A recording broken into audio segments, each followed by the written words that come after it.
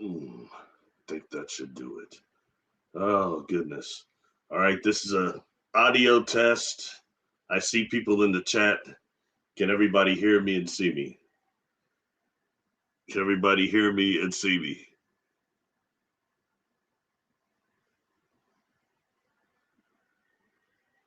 Can everybody hear and see me? Curious. Hopefully.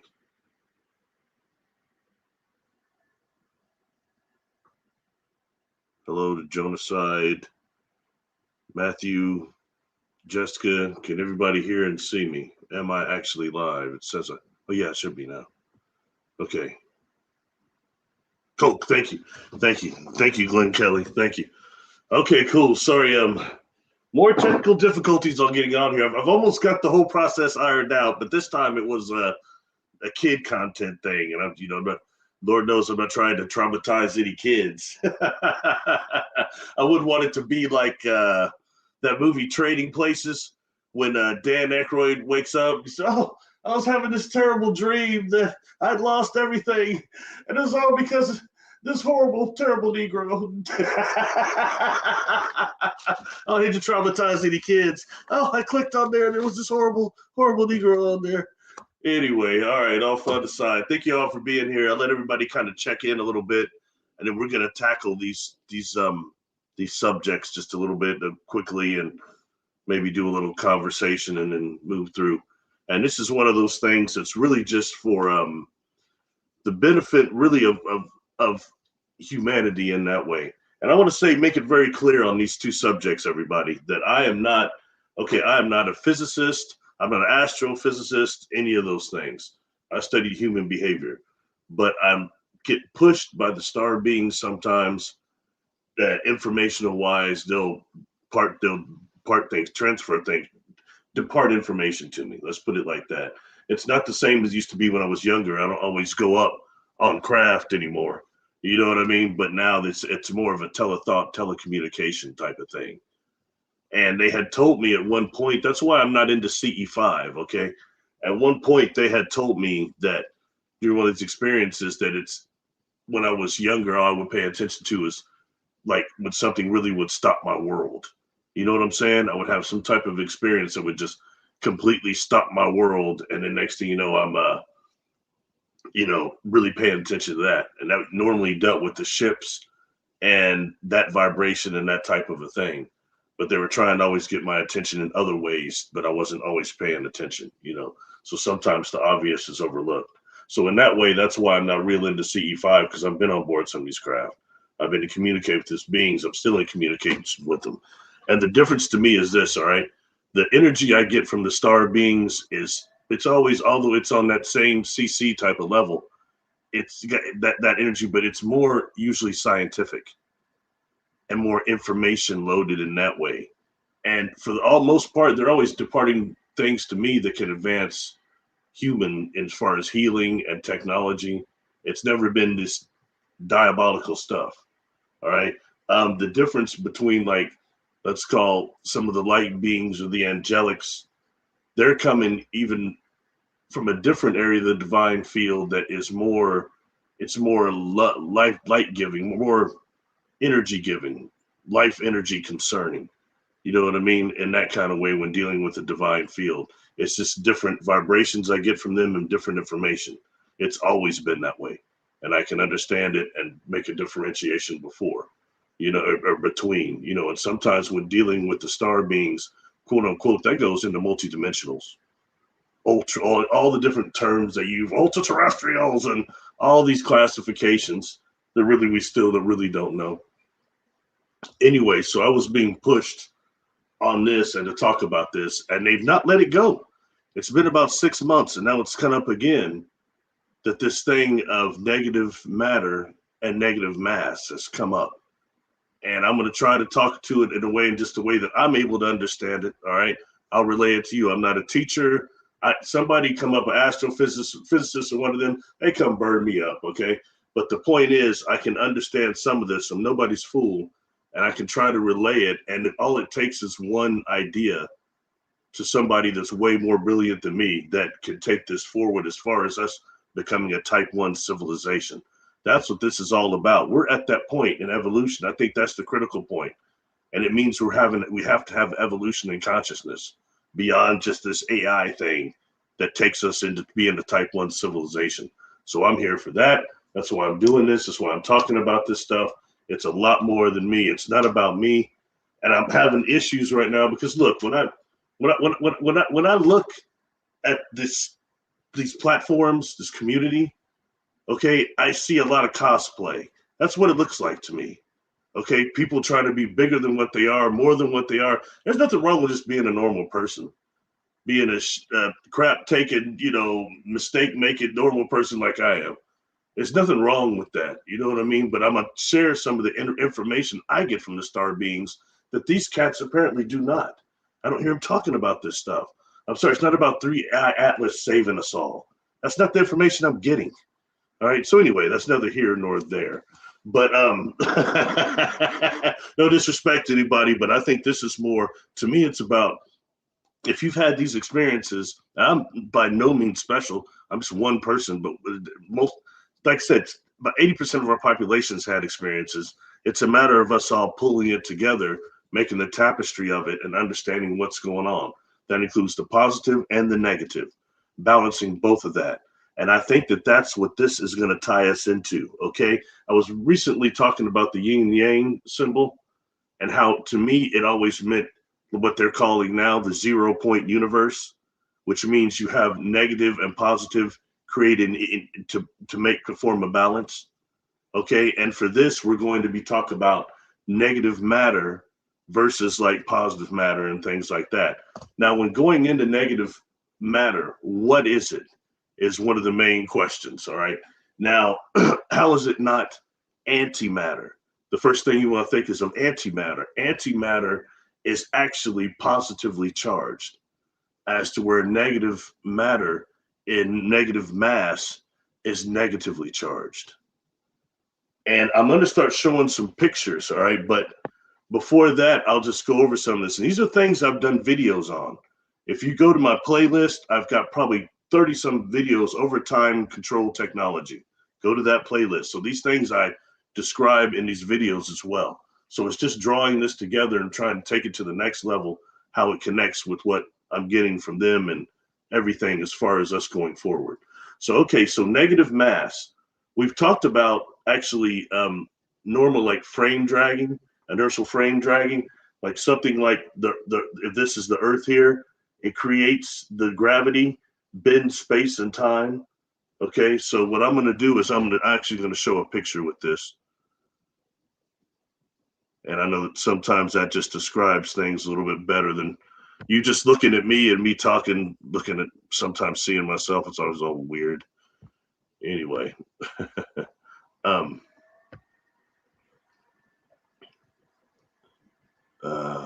sorry.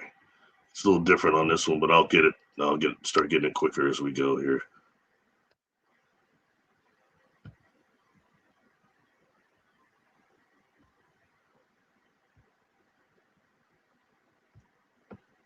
Okay, frame dragging right here, and this is what I was describing with the tennis ball. So these are things I've talked about before, but it's good to go over it anyway because it connects things. Some people might not know this. It's not just elementary, I guess. Anyway, a heavy body like that creates a frame dragging, and what that does is bend the space and time. Okay, the gravity bends the space and time, and what happens where you see those yellow arrows there creates something called CTCs, which is closed time-like curves. Okay, closed time-like curves is where you begin the beginning of time manipulation, time science, time control, time travel. All these things can begin really within the CTCs, the closed time-like curves. All right. Now, if I can just do this correctly.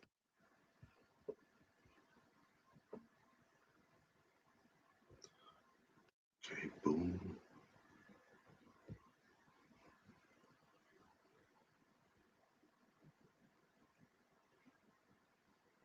All right. Now, going forward.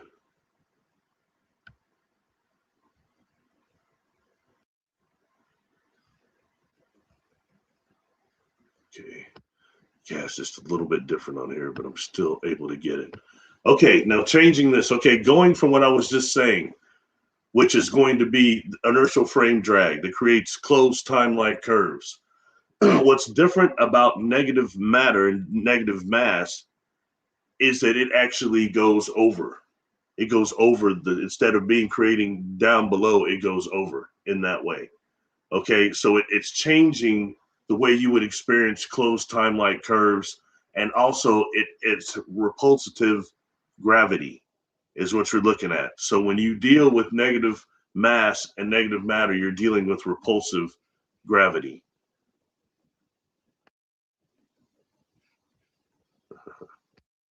I think this is better than me just talking because it gives you at least an illustration.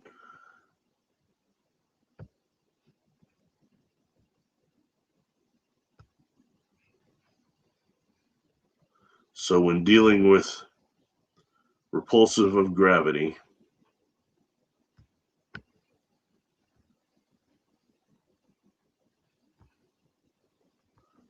if I could have got all those in the windows at once, it'd be so much easier.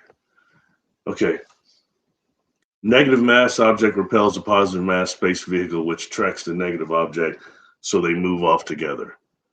Okay, so this is a different way of actually using gravity for travel, and in that way, it's a reverse situation.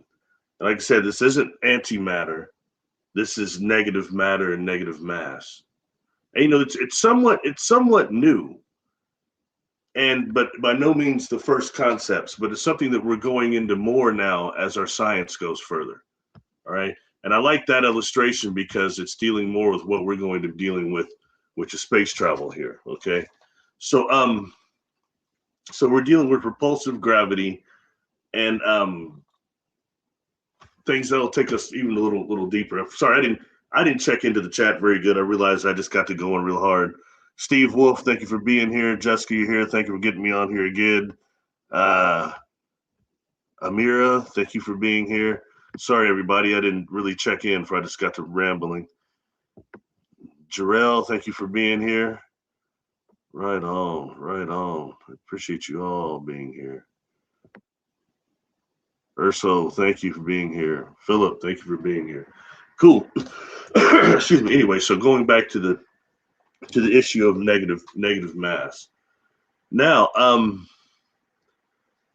I guess it's valid to say, what is it that, like, some of the things that they were bringing to me about, like, just things that are catching that bring my attention, like I'm missing some things. Okay, another one here. Let's show this.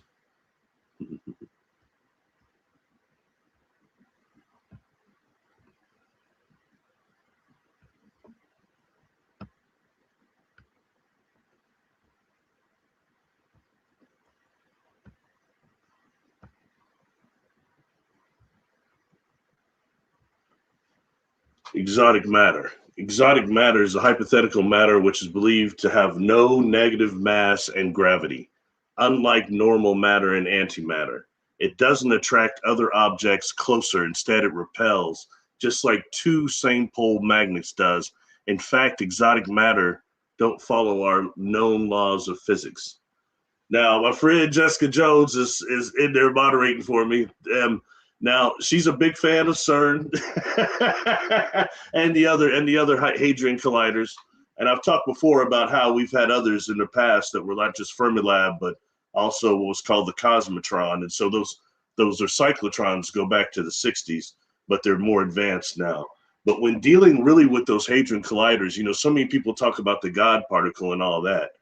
But what other exotic particles have they discovered that last just a millisecond? Okay, so that's real important when dealing with this. But when dealing with exotic matter is one way to deal with this negative matter. And what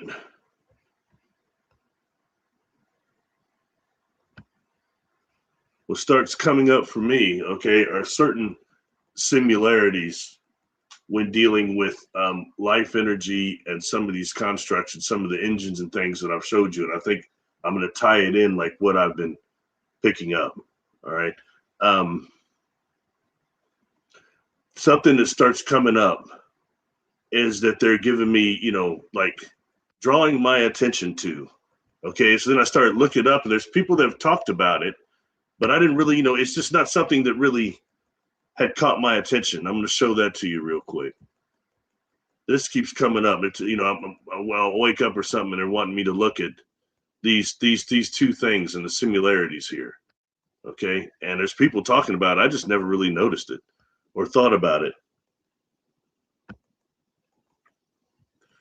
This, okay. That top craft is from Billy Myers, one of those quote unquote Pleiadian craft. Okay. And the one below is the diagram of Bob Lazar's UFO that he said he worked on at, what is it, Area 51 or wherever it was. And, you know, it's quite interesting. Now let's just, for a second, we'll talk about the Billy Myers thing. Okay. In 1995, what was it, 96? 95, I believe it was. I went to this, it was a conference that this lady had actually at her house. And she had a UFO writer there by the name of Randolph Winters. And Randolph had all these pictures that were supposed to be from the Billy Myers deal. And he spent a bunch of time out there. And he'd written a book called Emmanuel or something, and 2 books concerning Myers. And somebody wanted me to go there that actually I had a couple experiences with, wanted me to go there and see these craft, want to see how much they looked like the craft that I saw, that I've showed you many times now. And the one with Billy Myers caught my attention because it's got that thing on top called the direction emitter. And the problem I have with him is I believe that there was some real contact going on there, all right? But then it got, I don't know if it was the fame, the money, something started distorting things to where we started to see some fake pictures and some stuff, you know, beings that are chicks from Hee Haw and not really Pleiadians, and laser guns that look like they come from the toy stop. And, you know, stuff like that started happening. That organization he was involved in, Fugo or whatever it's called, that whole thing got real messy, okay? But I try to separate the reality from the other things. And something I want to say, you know, is that when dealing with hold on, in fact, we're gonna go to another picture real quick. This is important while I'm cooking with it, because it's something else that we really need to bring up here. And I may come back to some things. It doesn't really matter. But I just want to get the picture shown first, and then I can talk after that part is at least exercised or executed. And what I want to bring in is something, okay, that 2 things. Okay, one here, one. This okay. This is okay. One thing, Bob Lazar described really good how those generators worked and how that craft used anti-gravity is what he was calling it. Okay.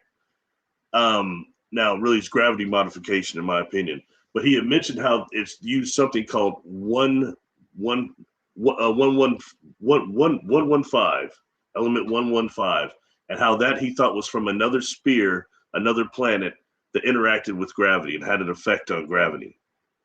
Now, what I want to throw at you is that supplement element 115 for negative matter. Okay, and this is where we'll start going to some of my experience and what I think they're trying to tell me. Down below are those 3 craft that, I don't know if you can see my arrow here, but these 3 here that are supposed to be the type of ships that Billy Myers had saw. All right, now, taking this a step further, how everything ties in, everybody, keep following me, all right? Now, one of the earlier lives I did when I first started doing these was over Marcel Vogel and the pieces that he was sent by a gentleman named Wendell Stevens that took a lot of those pictures and interacted with Myers also. And it was these metal fragments. And Marcel Vogel is not just the Vogel crystal thing. Okay, he was high up, and he like founded like micro um, spectral analysis and IBM. He was all those things, and he got those pieces and did all those analysis on them. And those are things anyone can look up. Okay, and what decisively those pieces showed is that they were made with the layers of different materials, and the way they were put together and the layers of them shown that it was made by cold fusion, something we cannot do. And then those pieces kind of disappeared. He talked about how several things that he was supposed to just do the analysis on, and then they just were lost, disappeared, and really mysterious circumstances.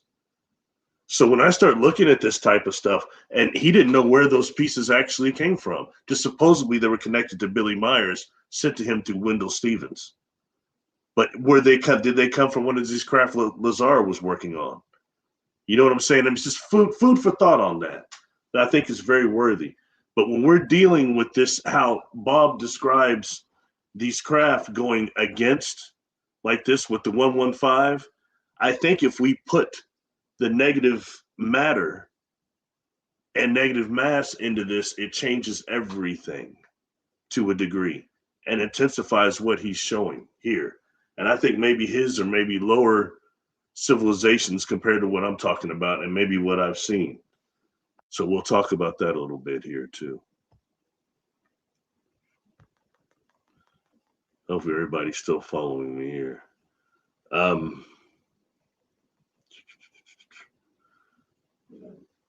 Okay.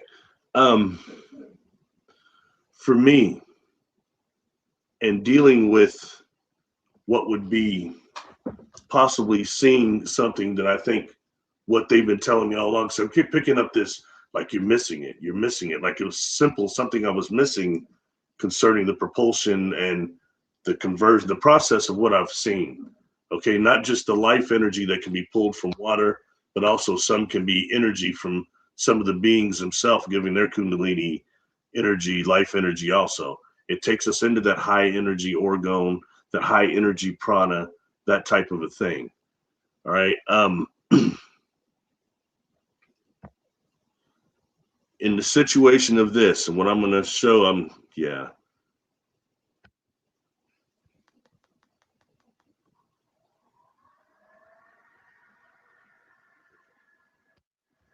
All right, here.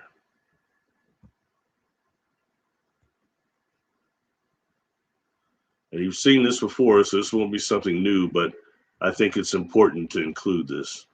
All right. This is the engine brain, I think maybe that I've showed you before, and I call it the gyroscopic engine. All right, but what I want to point out is at the bottom of this thing, by where I was close to, this huge thing down here that looks like a piece of C60 almost. If you look at really what C60 looks like, it looks quite similar to that in terms it's got the hexagons and it's in ball form. And this takes us into, as I've talked about before, what's called the honeycomb conjecture. And why do honeybees use that particular hexagon shape to store their energy? Okay, and this thing actually generated this very deep golden light that would start shooting up, and it went up here into this black box. I've talked about black boxes on some videos. Jessica and I have talked about it a lot. I've seen black boxes on a couple of different craft. Okay, this being one. And what I was picking up constantly is that this, okay, is life energy. Okay, and it's generating life energy. And when we're talking about, again, bringing materials from not just one dimension to another, but maybe another universe to another, different vibrations, different frequencies, different materials themselves. Could be amorphous metals. I mean, who knows, crystalline. But when you're bringing from one material, from one dimension or universe to another, you can do it through certain shapes. And I do believe this is one, the C60 shape. Okay, and that's very, very important in that way. And then what's going on here is this is being harnessed with these rings, I believe. We're looking at some type of a polarization effect, I believe. And then it's going up. Okay, and this is big. I mentioned again these three levels here. These are levels. It was like I was in a building. This thing was huge, and this contraption was big. This ball of C60 looking thing was big too. Okay, but it's going up here, and I ask questions. Sometimes you may not see the beings, but I've got full of questions, and you'll be getting information in your mind before. But they were putting in my mind that they were calling this thing an inertial dampener, and it was connected to the gravity modification field. Now, what I believe it is, and I mentioned before that I thought it was maybe connected to negative mass, but I know more now. We start converting this life energy into some sort of negative matter, negative mass, its conversion. Okay, and then hold on. This deal over here. Okay, so that box, okay, is, and you know, we've talked before about how cubes is another shape that is possible to take things from one dimension into another, one universe into another. And it's also, see, but we get too trapped on the negative things. We've heard, oh, it's used to trap life energy, to trap people's souls. It could be used for such, okay, but we've got other things that are higher beings, different beings that started this off that are not even galactic. These cats are outside of the Milky Way, a lot of them, all right? And they've got different ways of transporting materials from one dimension to another. In this case here, I believe it's transforming the life energy into the gravity type of modification field through negative matter, negative mass. And we're looking at as a transforming of that. And I've mentioned before, when you're seeing a craft actually do that, all right, a craft like this one I've showed you before. This is what the 1960 something North Korean photo. I've always known this is real because, one, it's got something similar to a directional emitter up there, but also this black void under. Okay, and that high energy, that high life energy I'm talking about in right now, it has a negative effect on film emulsions. Okay, so that black void, and more than that, you can see right here where you see the black line there. Okay, that's actually the gravity modification field beginning to encircle that craft, the skin of that craft, before it makes a frequency jumps or goes into a Mako. All right, and that's what I'm showing there. And I'll give you one more. So I'll have to bring up. I ran out of little ones I could actually pull up on the deal, but it's still worth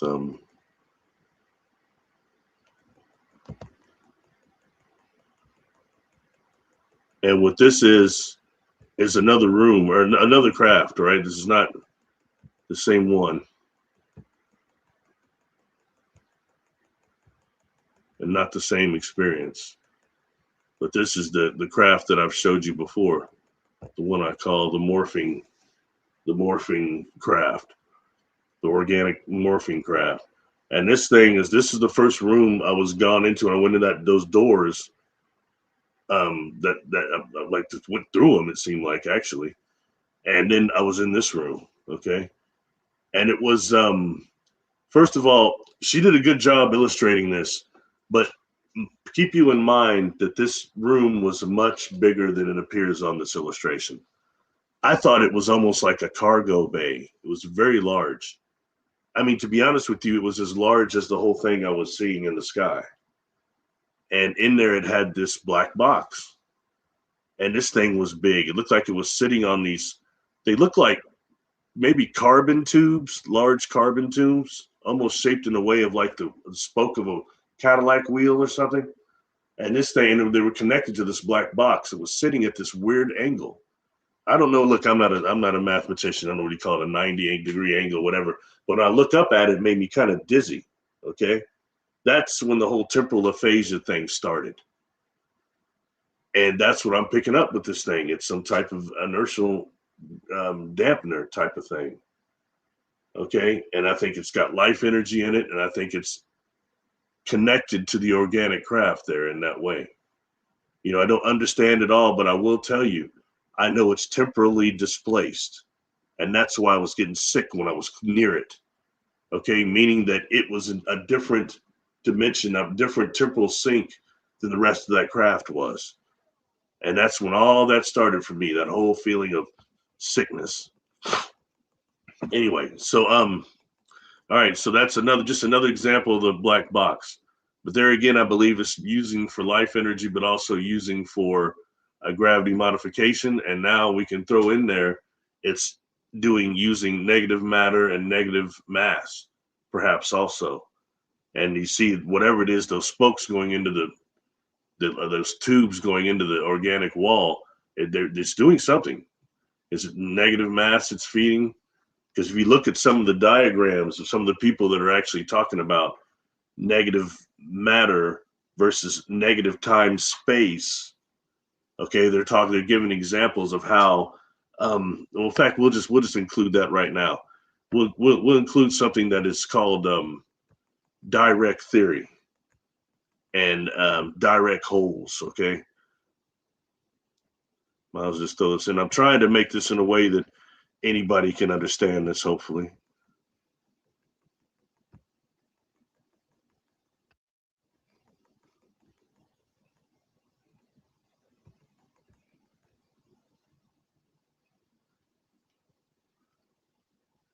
And this, starts taking us into some types of time science also, which is, it's all connected.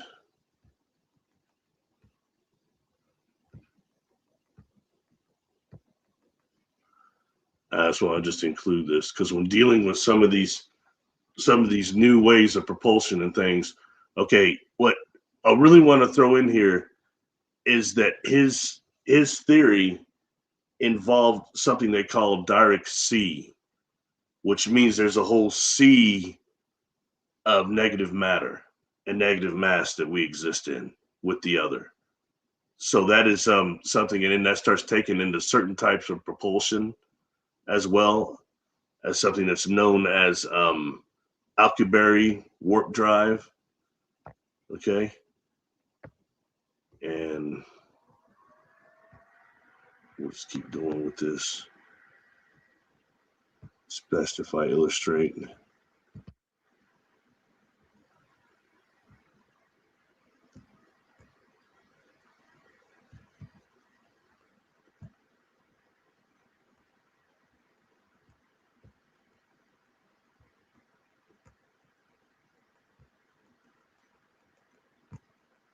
And this is something that's talked about quite a bit now. I never probably pronounce it right.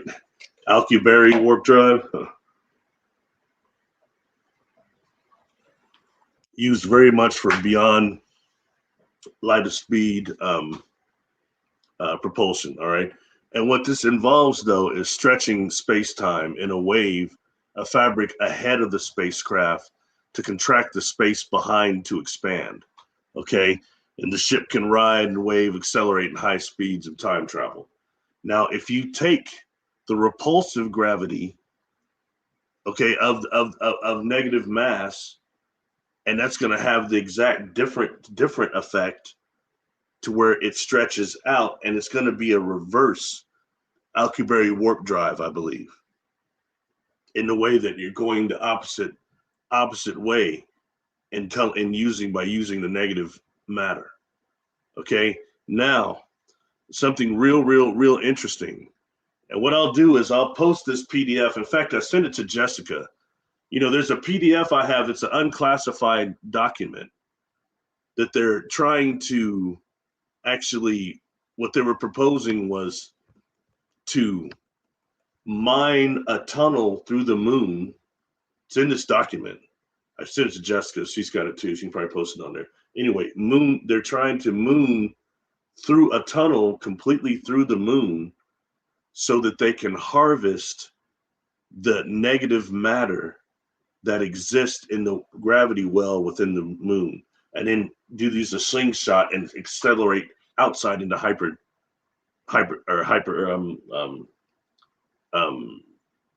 beyond light speed travel, warp into warp. And it's actually these people proposing that, when supposedly negative matter does not exist. Well, they've not found it anyway. I don't think that's true. I think they found it in one of these hadron colliders, any one of the many of them that are existing. I lead up to my friends Jessica Jones to do some investigation on that. But when looking into that, okay, and that's a PDF that God, I'm sorry. In fact, let me just find it and I'll try to put it on here real quick.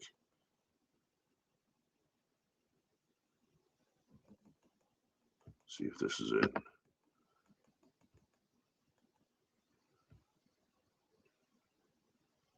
No, I don't have it on there. I'm sorry. Hold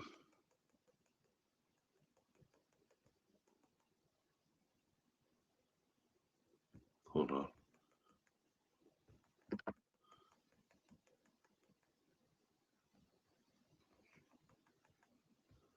I think I've got it. My goodness. We don't pull that off.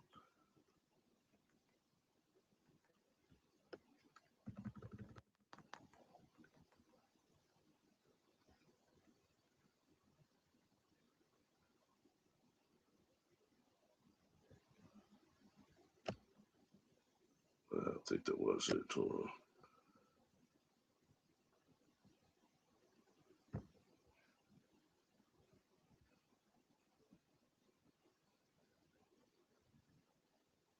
There it is. There it is. Sorry about it. I know it's worth you guys all getting this. Okay.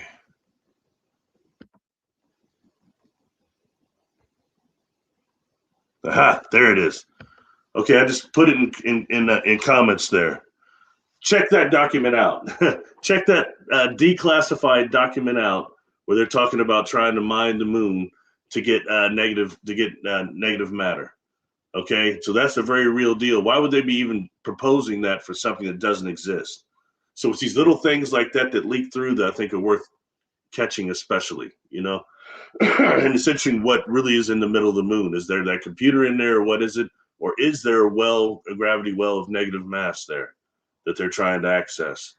You know, but what we're looking at, I've shown you, I think, a contraption that is capable of generating negative mass. 2 contraptions on board these craft that I've seen. So that's just another thing. And that's when, you know, you start blending some of these things together. Okay. Excellent.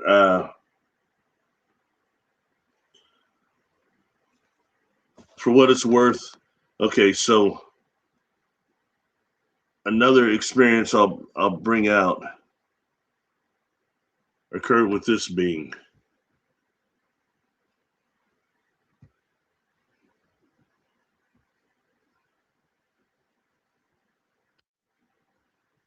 And when I was with this being, I've encountered it several times, okay? And this is AKA, you know, name, one of the few that would gave me a name. And the name that I'm seeing in my mind looks like Yandar, but it's Zandr, I believe. So I say Xandar. I really don't know, you know, Yandar, Xandar, whatever. But this being I've encountered a few times, and, you know, found myself a little bit sad at a certain point. When I got older, I didn't see this being anymore. That's the one that seemed to come up when I was much excuse me, when I was younger. I seemed to have more interactions with it. It made me curious why some beings would step forward when I was younger, then step back, and others step forward. But anyway, this being was on board this craft that I've actually shown you before, but I'll show it again. And again, that being looked more like a grasshopper opposed to the typical praying mantis beings that we hear about so much. And I've shown you this contraption before. And I will tie this into everything else in some sort of a unusual, monotonous way, I'm sure. No, just kidding.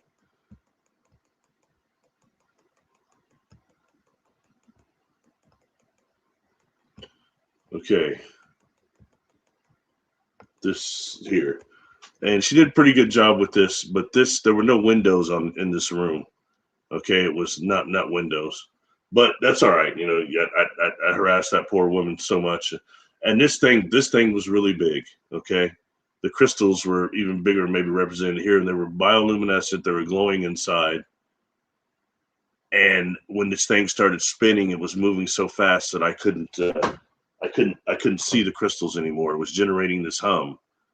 And he's telling me in my mind that this thing is capable of not just generating power for planetoids and legion ships, stuff like that, but also it was a healing device that could heal like human flesh. So I think it does astral healing. I think that vibration I mentioned before, that vibration sounded like the bull roar that the doggone tribe elder swings. Woo, woo, woo, woo, woo, woo, woo. I've heard the craft make that sound. Okay, but what I really want to bring your attention to is on the sides outside of the glass, or what appear to be type of a glass, are these plates. Okay, these plates. And what I believe that is generating the Kashmir effect outside of these bioluminescent photonic quasi crystals, of that degree. But that's what I believe that we're dealing. So when dealing with the Kashmir effect, that's also involving with negative mass. Okay. Here, let's go a little bit more into the Kashmir effect. All right.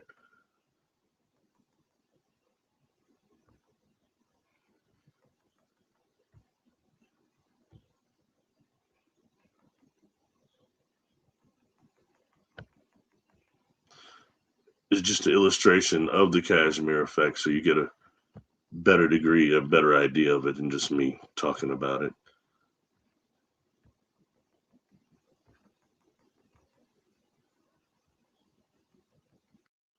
Okay, what that thing was generating was here, the Kashmir effect.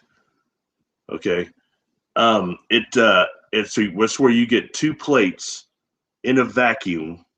Two plates in a vacuum starts producing a 0 point energy in between the plates. But that's also using negative. You see there, this can produce a local mass negative region of space-time that could stabilize wormhole to allow faster than light travel.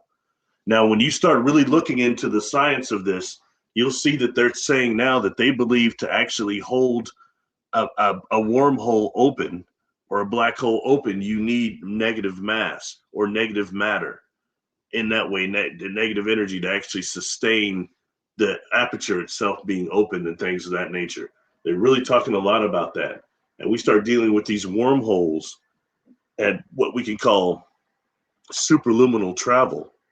Okay. And that will take us into something else. But this is just something I believe that engine was I've called those crystals, that thing an engine. I kind of think maybe it was a brain. I don't know. You know what I'm saying? We start dealing with things of different dimensions and things of that nature. But I think it's real important to be aware of the Kashmir effect. And this can also be used for time travel as well, generating that type of 0 point energy. And that takes us into something else. These are just pictures I wanted to do to illustrate we call superluminal communications. Okay.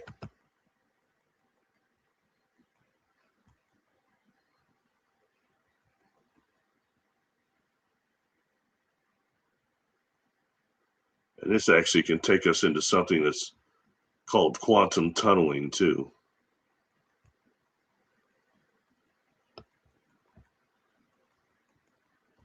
There you go.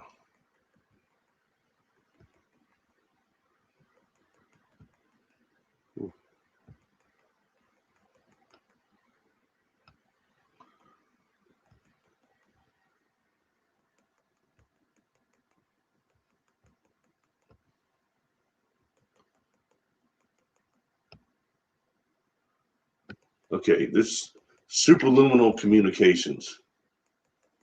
And that's kind of where we're going with what we were just looking at there. Okay. And something I want to throw in with this is quantum tunneling, is what it's called. And that's actually what they're attempting to do was send information backwards through time, but they say it doesn't work as opposed to sending information forward in time through quantum tunneling. Okay. That's a new thing. But this here, when you start combining that with superluminal, the communications, it takes us on a whole nother level. And these are things like I've mentioned before. There's everybody's familiar with the SETI project, Search for Extraterrestrial Intelligent and the antennas. That's using radio signals that scintillate through space. That's nothing like another program that most people haven't heard of that's called OSETI, OSETI, which is the optical search for extraterrestrial intelligence, where they're looking for things like what I've talked to you before about, circulating light beams or superluminal communications, things of that nature that is, I think, a little more, on point. Here.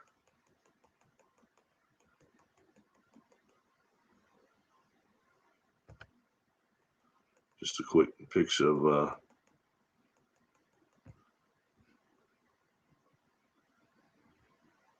quantum tunneling here. Those of you that are interested, but I kind of just showed that, but a little bit different illustration here.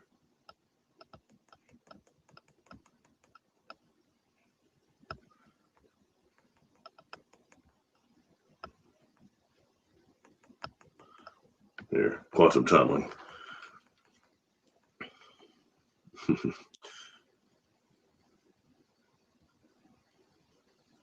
Backwards in time. It's interesting because I've got another one that they were saying that they couldn't do that. So it makes me, they couldn't send them backwards. But this one, I think it makes me think that they have done it. But I know they can do it forward, definitely. So that's really when you start dealing with that and you start dealing with wanting to change timelines and controlling timelines. That's a prime way right there. Sending information back through Morse code, through a quantum tunneling to somebody like the cat with the H word, that did all the destruction, or these other dictators that have been throughout history, that gives them the advantage. You know what I mean? It's really, that's something serious where it comes into quantum tunneling.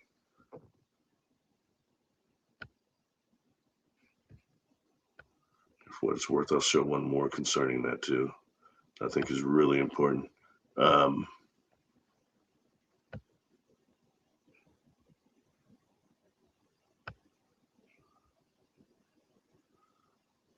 And it's another word they say actually that they can't, but I think that when you start combining, the big thing now is putting the word quantum on anything. So right here, speed subliminal, time travel to the future, yes, but here it's time travel to the past, no. That's what makes me think maybe they surpassed that. Matter transport, no, but these are signals we're talking about. Information transport, yes. Technically viable, yes. Possible with exotic materials, yes. Low input, yes. Which means it can be used general relativity, which does not take high power amounts to do that. So that's something to be aware of, that this is going on. And when you start looking at things like what's called the nano satellite grid, okay, and what they're possible of doing, not just can they be self-repairing and self-replicating, they also might be possible of producing quantum tunneling. There's a lot of stuff going on out there in space. All right.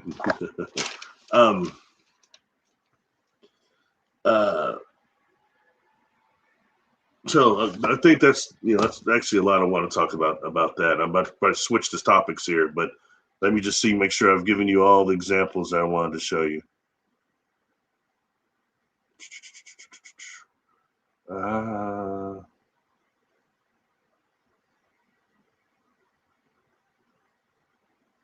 You know what? Just one more on that. Just one more. It's a really good illustration, I think. Okay, so in fact, I'll finish up with this one before I switch to the other topic, so this thing doesn't go too long. And I'll look to see how everybody processed what I just said, if it made any sense, or if I'm just some madman talking like the proverbial, what do you call it, professor. Okay, representation of faster than light journey. Now, when dealing with, actually going faster than the speed of light, it has to be done in a different space. Thus, we can say hyperspace. Okay. And in this way here, as in going through the Mako, and so often we think about black holes, we think that they might be like a toroidal field, a torrid field, upside, up and down. Like we see that representation so much. But we start thinking about wormholes and some of the theories that they're saying right now that the wormholes are actually like the neuron network of our brains, and it's what really connects the entire universe are these wormholes and these black holes. Okay, but that we don't think of them always being spherical. So in that way here, if we start using this right here with what I'm telling you, and we start tying in to dark matter with it. I'm sorry, not dark matter, excuse me, negative matter. They're different. Negative matter, which has the repulsive gravity. And I've told you before that these beings have told me very long that they use gravity waves. And if you're doing that the reverse, think about how Lazar said that the ships would go in under their belly and then take off in that way. Use that same principle with the dark repulsive gravity of negative matter and negative mass, and then transfer that into gravity waves going from point A to point B. I believe it'd be nearly instantaneous, like a thought almost. Okay, a whole different way of propulsion and dealing with space. I told you before, these star beings told me when I was a kid too that I didn't understand, or we didn't understand, the real nature of space, time, and consciousness. I know now they all merge together. There's a point where we start getting into that. All right. So I just wanted to put this here and actually throw in with that the negative mass, the negative matter. I think it's very, very important when dealing with this type of propulsion. Again, Lazar's craft, what if you substitute that 115 for pure negative matter? That's what I think the higher beings are doing, at least some of them anyway. All right. That's it for that part. Okay, I'm looking at chat for just a second. I want to know, anybody have any questions on that or what we talked about? Was I able to convey that logically to you? Did that make sense? I'm looking over my little notes here and I don't see anything that I didn't mention.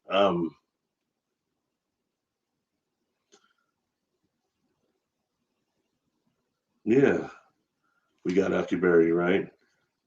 Yeah, I think we got most of it. Yeah. Anyway, so I'm look over here now. See, just make beyond my level of scientific literacy. Oh, I was hoping nobody felt that way.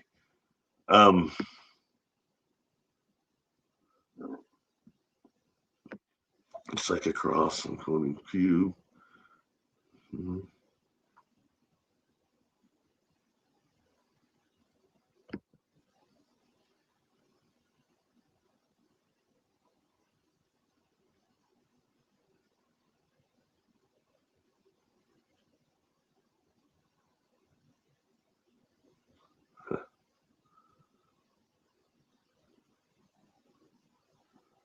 I don't see anybody have many questions. Hopefully, everybody was understand.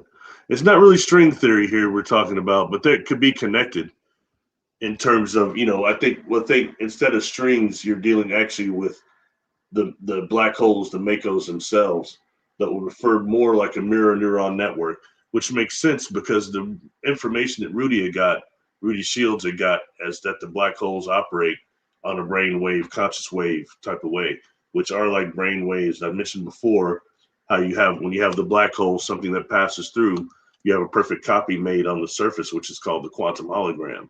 And that actually wraps around the Mako, which is truly the mechanism that holds the information of the black hole. Okay, and that is what people call the Akashic records, and all that stuff goes into that. But I think that's very, very important when you look at them, that these are actually the hard drives of the universe as far as storage of memory. And the only thing would be like Rudy said, he said, we don't know what was the function before the Makos and black holes are created, though. The universe existed before them. So, it takes us into very interesting things. And something, like there's an area of space. I can tell you the exact name of it, but it's perhaps they call it the Boots area, Bootes area, that is devoid of stars to a degree. They say they can. I've seen things saying that there might not be any negative or positive matter there at all, and no matter or antimatter there. It's something real weird. But we start looking at this being the universe being an expansion, and we start tying in thermodynamics, the second law of thermodynamics, which is that generation of energy creates that runoff that's called entropy. And I think that entropy creates also these voids into space, whether it be wormholes, black holes, okay, and taking that to another level. Okay, so I'll look one more time, see anybody. Cool, right on. All right, well, let's step over to the other part of what this was about too. All right. The second part of this, I mentioned space gum, and we'll talk about space gum. And this actually happened. This is a result of actually that interview I did a few weeks ago with Jimmy Church. And we got to talking about Asteroid Bennu. And he kind of dogged on Richard Hoagland a bit, which I hear some people doing now. And he mentioned something about them finding, he said DNA and RNA on Asteroid Bennu. And here, here, I guess I better, let me start from the beginning. I'm sorry, everybody. I guess I'm just kind of trailing on through in a way that's not. Let me see here.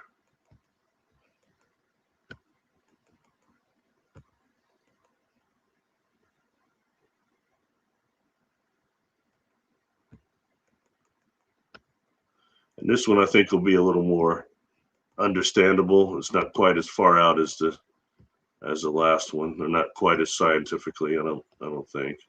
We'll see. Okay, this connects to this, everybody. This right here, this is the Osiris-Rex mission. And what it did is it went out to Asteroid Bennu, and I've done a video over this. It went out to Asteroid Bennu and collected samples and brought them back to Earth, dropped them back to Earth. And, like you've got the, I believe it's the Japanese that did one asteroid Hidikodo, I think it's called, but it's another one that they went out and got samples from that one too. Now, when I had heard Richard Hoagland, I could not find this. He used to do a podcast, and it wasn't that long ago. But I couldn't find it again. But he's at least not what I was looking for. But he was talking about the samples from Bennu and the samples from Ryugu, wherever it's called, and saying that they actually showed under the electron microscope what looked like to be almost nano gears or pico gears, like some type of a technology amongst other stuff. That's an electron microscope. Now, when I mentioned that, Jimmy started laughing or something and kind of dogged out Richard Hoagland. And, I hear some people doing that now, but let's keep it 100, okay? Those of us that actually read his material and studied his material, he was the second person outside of, what was that guy's name that did Somebody Else's on the Moon, that book. Raymond Bernard, was that his name? Anyway, outside of him, Richard Hoagland was the first person that worked with JPL and NASA that started saying that they were hiding that stuff on the far side of the moon. And he was also one of the first to really start going in on Mars about some of the relics there. I mean, he wasn't far behind the Cydonia Codex or the Mars Codex. He might have been ahead of it. So in that way, I think he deserves a little bit of recognition to not just get dogged. But he had said that about that. And then Jimmy had mentioned this thing about them finding RNA and DNA. And I was kind of shocked. Now I can tell you, okay, when he mentioned that, we did that interview on December 4th, it was. They only announced that on December 2nd. So that was brand new information I just had not heard yet. And which is cool. Hey, the brothers on top of information. I have no problem with that. But concerning Richard Hoagland, again, I'll bring something else up you can see. He was urging people to go to the Smithsonian here and actually take pictures of the samples that were brought back from Asteroid Bennu, because he believed that they would switch them out because of the stuff that had been found. But there again, he was only talking about the electron microscope, okay, electron microscopy of it, electron microscopy, I guess you say, of it. Anyway, he was urging people to go take pictures of it with your phone and everything. And he was saying there were similar moon fragments that saw similar type of possible technology in it, saying they could be petrified spacecraft of some type, and that's why actually they were going out there. Now, what Jimmy was talking about is what they're calling space gum right now. That it's just been announced, and it's not actually DNA, RNA that they found in those samples. What they found were sugars, different polymers, and ribose, how you say it. And those are really like some amino and nucleides that are making like the amino acids that can make actually life, okay? But they've not actually found RNA and DNA on there yet, but it's all the making for it, which takes us into the whole thing of panspermia, which I've been talking about a long time. All right, and we can go into some other things, like, for example, Fred Whipple. Fred Whipple did something. He talked about the dirty snowball or snowball Earth, and people kind of caught on after that. But he thought that on these these like ice ball meteor things, water and amino acid and DNA came to Earth. And when you start looking at some of the cosmic snowball deal, they call that, which I think is an interesting, supposition, honestly. And when you look at actually that this is on Asteroid Bennu, it has the makings for the making of life on it. That says that there's multiple that comes in here, and that's how planets can be seeded. And we start dealing with concepts like the Uranta book. What are the life carriers? I made videos, said that before. Are there some of them? It is their what are their their evolution? Do the life carriers at one point, are they like panspermia? Are they microorganisms? Are they just life energy? Do they become like the praying mantis that say the ones that are 20 feet tall, tell people we seed solar systems and then we supervise? Are they a type of life carrier? Just asking, these are things we got to put out because we really don't know. We don't know what all evolutions of consciousness they have for their containers. And these things are worthy of speculation by all means,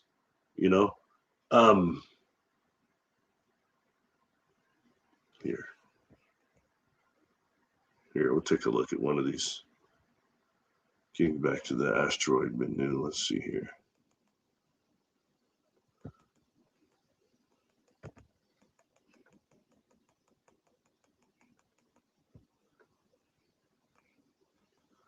And these are some of the samples that Hoagland was talked about. Because when I saw that, I actually pulled some of them down. And so I take pictures quite a bit, but it's a shame that I can't find that report now. I'm sure it's out there somewhere if somebody that has a lot of podcasts, because he does a podcast. Or he was. I don't know if he's still alive. That's been a year or something. Anyway, here, these are some of the samples. The ones that he was mentioning look like, in even closer magnification, look like they were some type of a technology. So now, but like I said, he was dealing with just the electron microscopy. He wasn't dealing with the chemical analysis. And what Jimmy and the space gum is talking about is actually chemical analysis. So, and I find that, it's very interesting. We start dealing with that in the panspermia, and also when some of the ways, if we start looking at Randall Carlson's into the Dryas period and the end of the Ice Age, how that happened. Those comets slamming into here, and then the things that flew up and landed in water from there, and how that created things like the Carolina Bays and stuff like that was actually the heated fragments that flew up after those meteors impacted Earth. So it starts taking things really this type of a way, Um, something else I'm going to throw in there. All right. And it's actually the last pick that I'll probably even need to show. Thank God. No, I'm just kidding. um, and I threw this out to Rudy Shields and some others. And it's interesting. It's one of the videos I sent privately. No one's seen that made its way to a couple of astrophysicists actually looked at it. And it got a few views. And, and it's just something I think that needs to be acknowledged. I think this will be the last pick, everybody. Don't worry. I'll talk just a little bit more and we'll be it.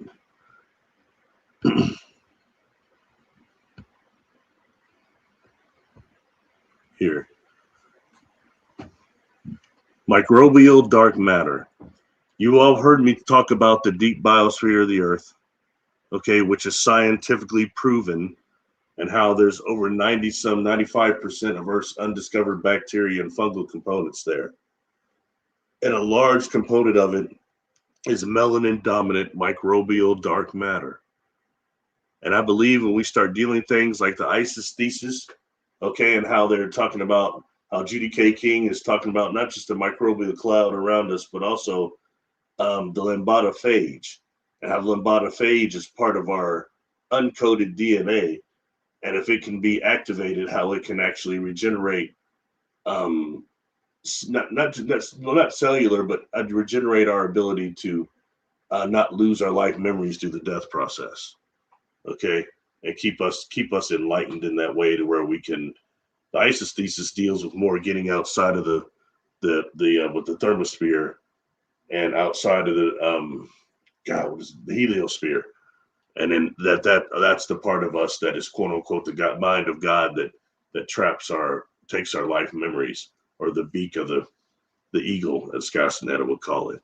But anyway, just when dealing with how the earth could be regenerated, if phage lambda is capable of that, can you imagine what bacteria, dark microbial matter, could be inside of Earth, the deep biosphere, that could be activated into what's called not the lysogenic system or replication system, but the lysis process of replication, cell replication, which is where the cells actually inject and it replicates that virus or that bacteria out. Okay, so in the same way that Judy K. King is saying that possibly we can regenerate ourselves and the body through the death process, I think that can be done on a whole nother level with Earth regeneration. When we start dealing with psychokinetic activation, maybe gamma radiation activation, okay, or the other things that we have at our ability to do that we are unaware of. But it's bacteria we've not discovered yet within the deep biosphere.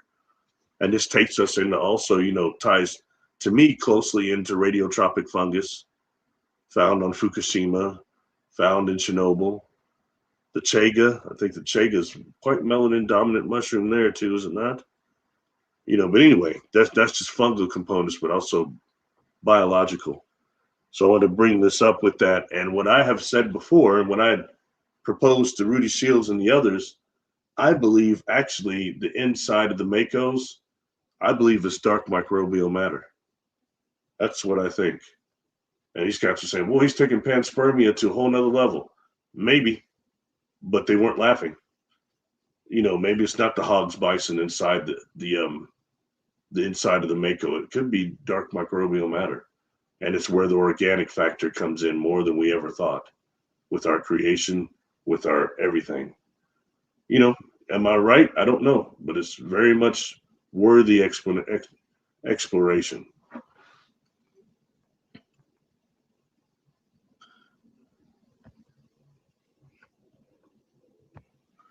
So there you go on that.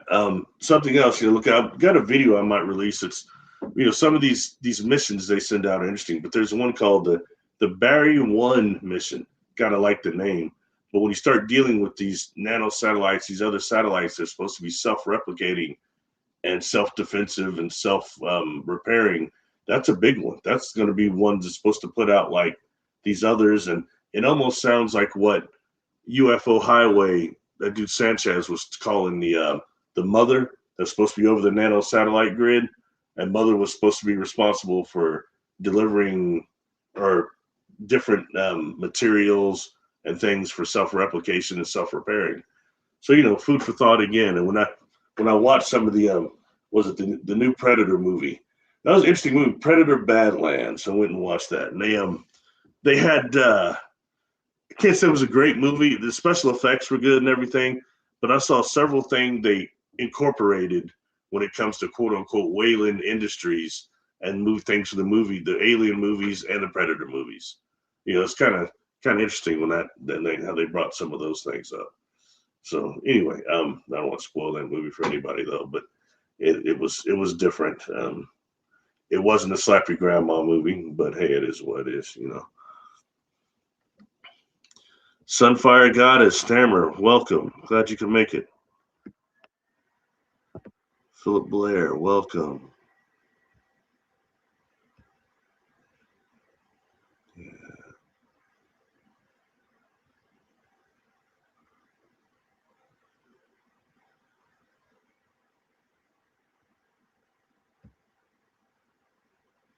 I've been looking at learning past life memories through Tibetan dream yoga and other lucid dream memory techniques. Interesting. I think that in some ways, dream practices are a real issue right now. We have targeted dream incubation and things like that. But some of those can be good, but often our consciousness, it's there though. It can be tapped because during past life regression, actually, I think is honestly far more effective in terms of once you access your superconscious and your subconscious and remove those blocks. And that's really the superconscious records everything that your body, your immortal soul has ever experienced. Not just this body, but all life memories. It has full access. And if you get the right hypnotist, you remove those and access it. I prefer the term superconscious. I know some like divine over self. What is it? Higher self? All these different terms, whatever. But I kind of prefer superconscious. But once you access that, you can access all your life memories and the things that you'll find. It's just absolutely amazing.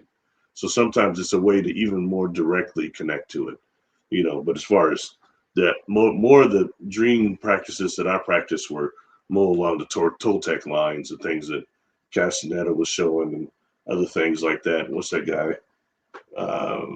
Ruiz went a little bit further with some of the dream techniques and stuff like that.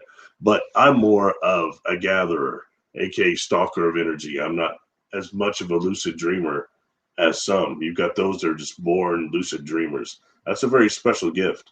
I think Jessica's one like that manipulates her dreams and things. I was interested to hear her saying how they were teaching remote viewing that was involving controlling your dreams and manipulating your dreams. For me, when I got past that last gate, what I was seeing was I was watching myself asleep. And that stuff was a trip. That's when because the ultimate goal is you bilocate. You transfer your entire conscious awareness into the dream body, your total cognitive abilities into the dream body. And then you start perceiving from there. But that's not easy. So I commend those that are natural dreamers that can just do that naturally. I got to store enough free energy to start doing stuff like that by doing things that are non-draining out here and things that keep my perception somewhat separated. So that's when I'm one of those people. So.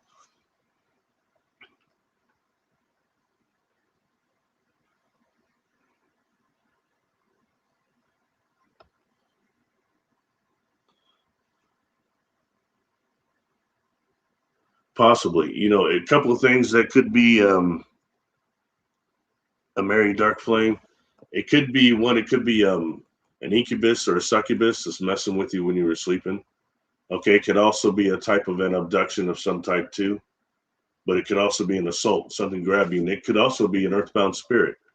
Do you live in an active place? That would be my question. Do you live in an active place, or do you have portals around your house or on your property? A lot of times, these beings were coming from those portals. and do things like that. So, and I'd be interested. It looked like maybe it was a hand. Let's see what you say. Yeah, the bruise, but not. It didn't look like it was a hand. Maybe just it could be a few things on that. Make sure you do a protection before you go to bed. You know, a protection over your energy field. Say it out loud that whatever it is not welcome. You know, something that's interfering with you. And I would also ask, has that happened to you in the past? Have you seen UFOs? Food for thought.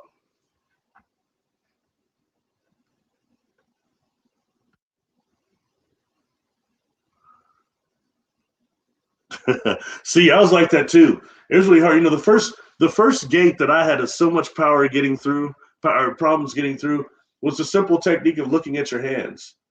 I mean, I had to sit on the edge of my bed. I'm looking at my hands. I'm looking at my hands a couple of times a day. Remember, look at my hands. Remember, look at my hands, just to figure out if the hands I was seeing in the dream were my hands or not. But that's the first step for just starting to get what they call dream attention, which is actually transferring the cognitive abilities into the dream body and becoming lucid. Okay. And ultimately, what I found out is when I got through all that stuff, is I was in the middle of electron impulse, and there's a bunch of fantastical imageries. And once you can do away with that, how many intergenerating entities do you have in your field of awareness? That's true dreaming right there. You know, a little tripped out too.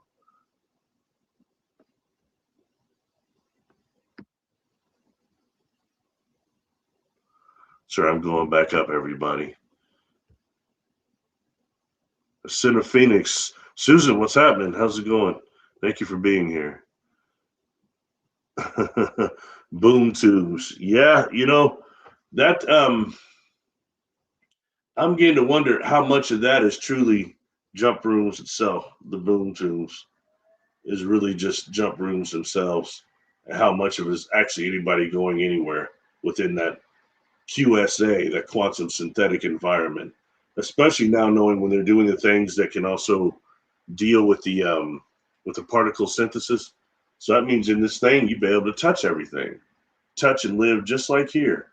That's the trip they're getting that far with it. It's almost like even better than the holodeck on Star Trek. A little bit more corporeal, I think. But I appreciate that though. Sorry, I'm going up, everybody. Wrong way. Sunfire Goddess, welcome, welcome.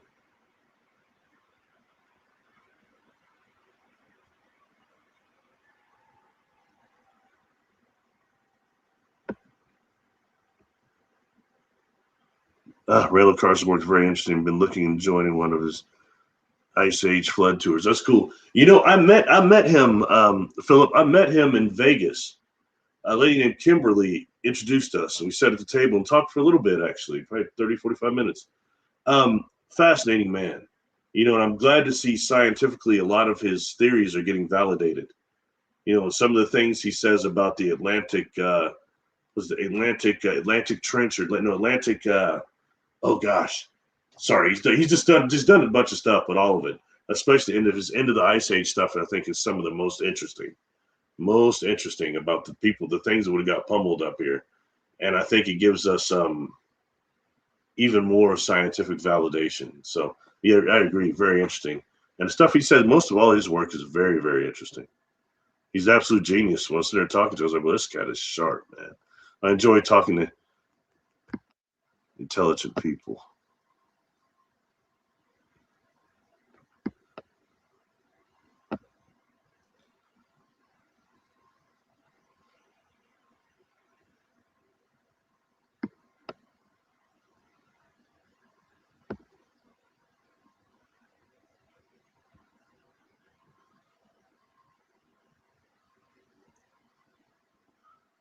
These white fibrous clots corners and embalmers have been finding in people since 2019. Sorry, I'm not sure. You referring to Morgellons, the Morgellons fibers that are in people sometimes. That I don't know. I'm sorry, I came in late on that. But yeah, that's interesting, especially when dealing with that and those new what I was mentioning before on the last live about the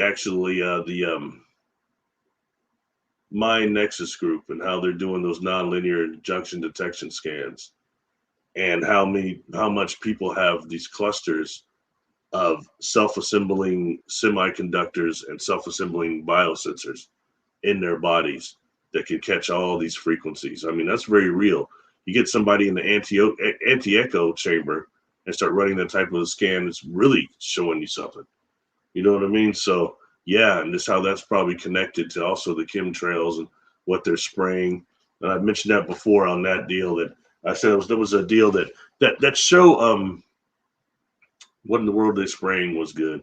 They talked about the aluminum, the barium, and the thorium that were in that in the trails.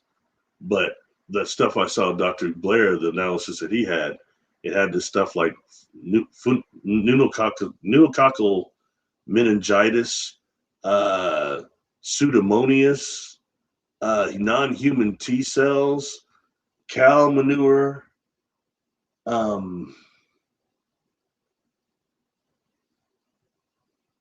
quantum dots. And I'm seeing things now that like Jesse Beltran and everybody, they're talking about these things like Hydra vulgaris that have got nanodots attached to them and things of that nature. That's getting just terrifying. What they're doing and what they're pumping people up with. And supposing we go to 6G, it all gets turned on or something. So I don't know. It's just, bad food for thought, but I don't know if that's what you're talking about. In some ways, I think some of that might connect to angel hair. I think there's two different types of angel hair. Boom. There you go. George Leonard. Yeah. I was guided to that book when I was a kid, actually, riding to the library. I was guided to that book and to Norman Bergen's Marine Makers of Saturn. Bigger book, but there's so much telemetry in there. I was so young, I had a hard time understanding some of it. I can understand he was saying that they were mining the rings and making it, but some of the other stuff on there was a bit out of my league then. I understand it now, but somebody else's on the moon was quite plain. He was saying there were tractors. He's talking, was that Sinus Medi? He kept going on about Sinus Medi? He had a bunch of pictures in that. And the next person that I saw talking about that, taking it a step further, was Richard Hoagland. He was going on about all that stuff on the far side of the moon, which is the shard, the castle, and these other things. Very, very fascinating in that way. And all the many things we hear about the moon, you couldn't shake a stick at all the different things we hear about the moon.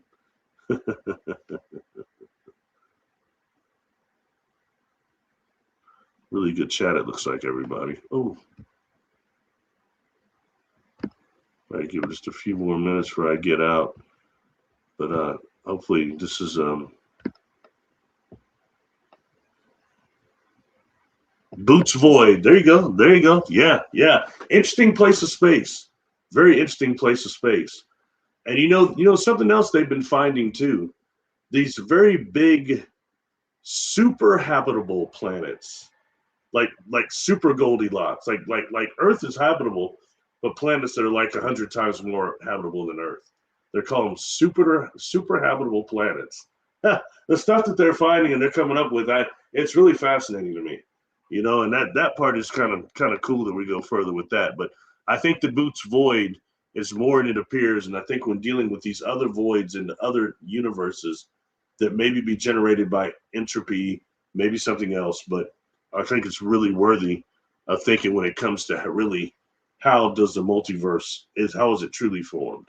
Is it bubble? Is it these different things? Is that why some of the other universes look like broken shards of glass? What's really going on? All right, going down now to the end to see anybody.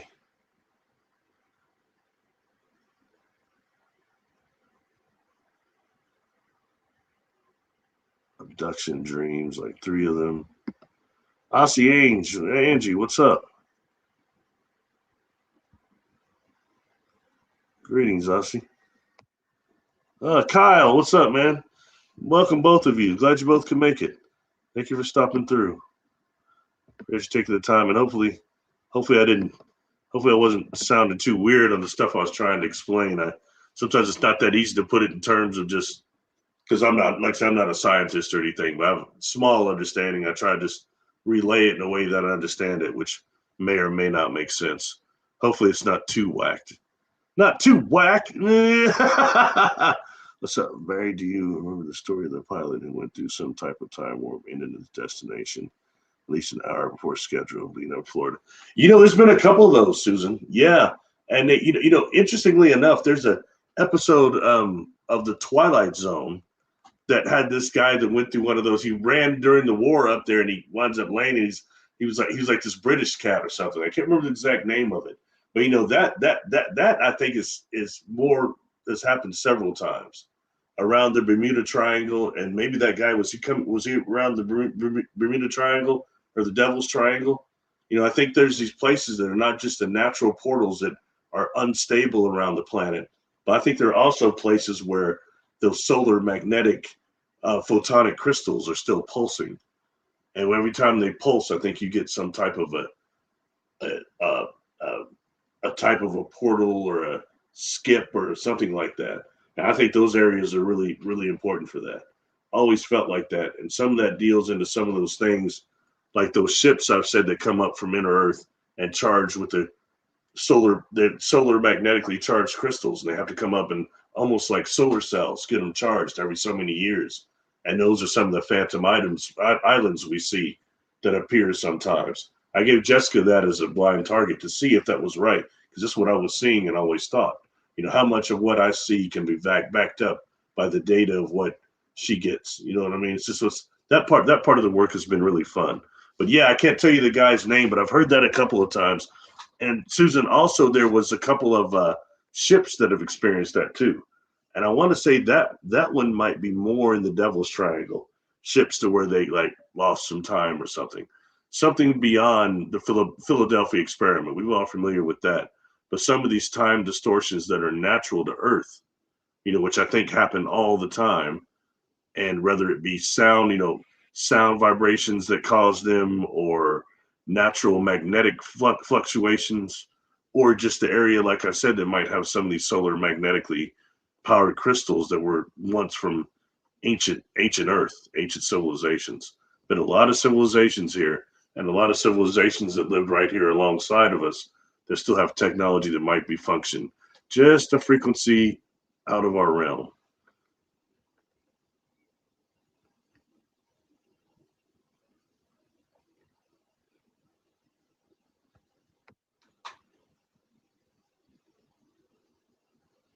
Right on, right on. It's really. I think it's enjoyable. There's a couple different modalities of past life regressions I do. Like it might be informational, or it could be life between lives, or it could be trauma related. You know what I mean? Something needs to be released in that way.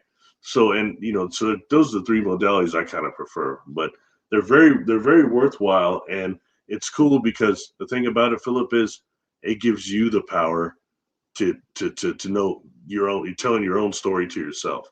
You know what I mean? That way, it's very empowering. Like I do readings for people too, and then, I mean that's cool. They're cool if the reading does something to help your daily life.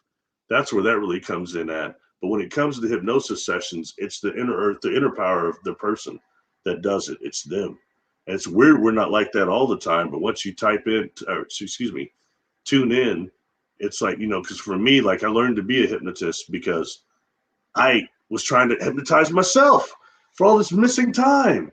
And then I could put other people other like that, whether it's rapid hypnosis, rapid induction, or instant induction. I could do them both. And, but then I couldn't get myself. I had to actually go because, because I can't relax. I'm a control freak, couldn't let go of control. And then once I actually got a rapport with somebody that I went under the process myself, you realize, whoa, I've got like 10 times the control that I normally do, 100 times. It's very odd. Although the body may be like this all laid out, the mind is on point, the spirit is on point, the consciousness and the soul are on point. So that's something really interesting. That's when it gets into the true therapy. So I definitely agree. Yeah, go for it, man. And besides, some people that say like, that's one thing Ray and I didn't agree with. He was against people having hypnosis to find out about their experiences. And I mean, I've heard others say that. And let me ask you a question: who the hell is anybody to tell you not to explore your own consciousness? What right do they even have to suggest it? Honestly, just being real, being 100. And when you're dealing with beings that operate on a faster frequency, faster vibration, whatever term we want to use, okay, it makes the retention of memory difficult when you're not in their presence or after the event horizon. Sometimes we have to access that other part of us, the superconscious that has recorded everything.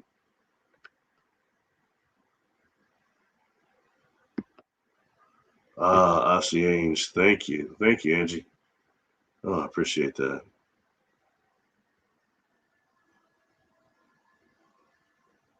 Don't forget there's obelisk in human body.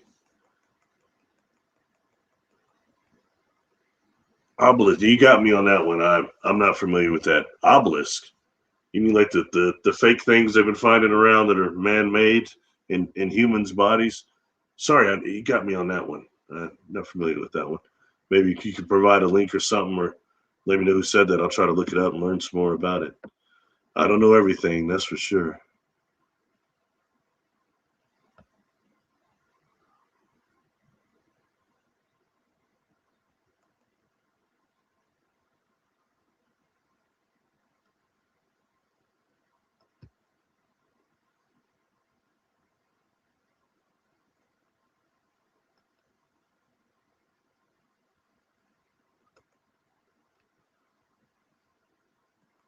Oh, sorry.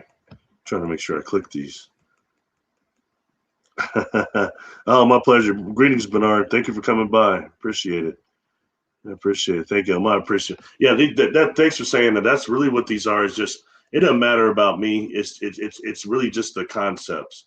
You know what I mean? And the information that comes like I mentioned, that stuff that comes to me with star beings, like I expressed here, like something like incorporating what we're talking about here with this negative matter. Okay. Also, let's incorporate that with like what I mentioned about the Fermi bubbles above the galaxies. Okay, the Fermi bubbles that are those gamma rays that are connecting everything in the universe. And when you start using concepts like this, negative matter and gravity manipulation and things with combined with gravitational waves and the Fermi bubbles, the gamma ray faction, something like an Alcubierre warp drive bringing to you or using the repelling, it's a whole nother thing going on when you might be dealing with galactic transit.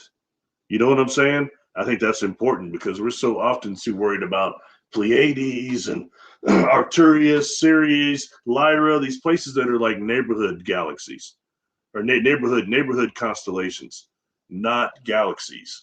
When we know we've got what over 1 billion of them, they're saying now. You know, it takes it a whole nother level when we start realizing that some of this is a conscious event and some of these beings are coming from consciousness. It's hard to take, but it's truth, especially we start dealing with the concept of the MACOs, the black holes, the hardware, the quantum hologram, the mirror universe, the mirror neuron network, all these things. All right.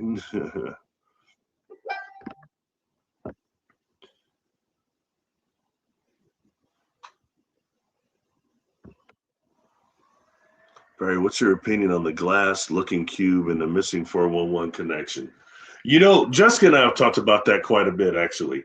These cubes. You know, there's a couple of them. One of them was like, for example, you have the gentleman that he was the guy that said that they gave him some bread, and he said, "I ate that bread. It was just horrible." But he said that those beings came out of a cube. Um, Cubes can be used as once again containers of energy from one dimension to another, from one universe to another.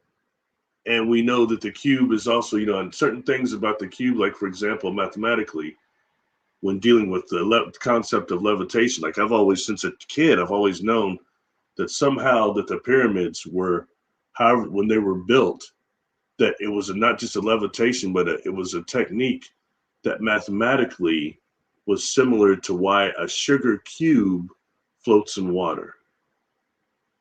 And that had something to do with the same mathematic levitation in some way. That's just something I've always known as a kid. Just like I knew there are points on this earth that you can go anywhere, I think. These more than just a Mora, it's just these points on earth that aren't very big. I think you can step on one and maybe be like gravitational lens to anywhere. But anyway, but as far as that, I believe there you're dealing with a type of a ship from a different, probably a different dimension, a different frequency, and that allows him to come through the shape itself. And that's kind of what I've thought about that. Now, what I'm trying to remember, it's been a while since I saw that movie. The cube wasn't responsible for the mutilation, was it? I don't believe that one was more of the thing that looked like the flat thing with the two lights on it, right? But it was just they saw like beings coming out of that craft, similar to what that old man said. That's what I think. I've also heard, for what it's worth too, Bernard, is that these actually, honestly, I try to mention too many names because it gets people all stirred up. But just sometimes people, if they might say something that catches me, especially in person. And one of them would have been Corey Good. And like I said, main thing I was important, I want to know about him. What about the brothers you saw that weren't human, that weren't from Earth? I want to know about that first. And the other thing, this guy was talking me to death. So I said, man, that big old Draco was supposed to be you, right? That had the Draco with the wings and dude in the suit. That was you, right? And he started talking about that. And I'll tell you, I read micro expressions. He looked pretty. I don't like this word due to the fact it's had bad terms in past, race relation wise, but he looked spooked is the only word I can use. He looked very fearful, and it was on the micro expressions. I could see it. But then he started talking about another experience he had where he watched one of these Dracos get sucked up into an orb that was like, not like the size of a golf ball or something, that it just starts flashing like it's maybe a hologram. Then it contracts and then shoots up into this thing. That's the way he described it. And he said that those ships were from another dimension. And those ships, actually, those are their ships, but they're from a different dimension. And over here, they appear like that. Now, I found it very interesting when he said that, all right? Because taking it during that same trip where I met him is where I met John Vavinko, the remote viewer. Had a really good interactions with him. And on that video on my channel, it's under interviews where him and I and that demon boy were sitting there talking. But we were talking about crop circles and then the vortexes and these portals. And he was saying that in these portals on the other side, in like the entry point, you have like hundreds of thousands entities trying to squeeze through at once. Like right now, me and you trying to put our head through a mustard jar or through a ketchup bottle. Going to be really, really hard. But with all of them trying to squeeze through at once, and those that actually manage to get through the parameter, get through the portal, when they emerge here in the third dimension, they emerge in collective consciousness form, in orb form. That's what he had said. And I found that interesting. So what is it about the transition from the portal over on that side to this side, those types of portals, that creates that effect of a conscious collective consciousness effect? And he was tying some of this to some of the crop circles too. That's all on that video. It's on my channel here. Go to the interviews and you'll see him and I talking. It's one of the longer ones. It's a really good conversation with him. They gave me an appreciation for remote viewing and for things like what Jessica does. I've had not met her yet at that point. So anyway, let me go further here. Thanks, Bernard. That was real important, really interesting. Also, Bernard, maybe if you go to the playlist, there's one that's remote viewing with Jessica Jones. Check out the Missing 411. I gave that to her as a blind target. The Missing 411 origin and also the water deaths. There were two targets. And she did a great job on that. And check out what she's saying about what's happening. I think you'll find it really, really interesting. We went pretty deep on that one.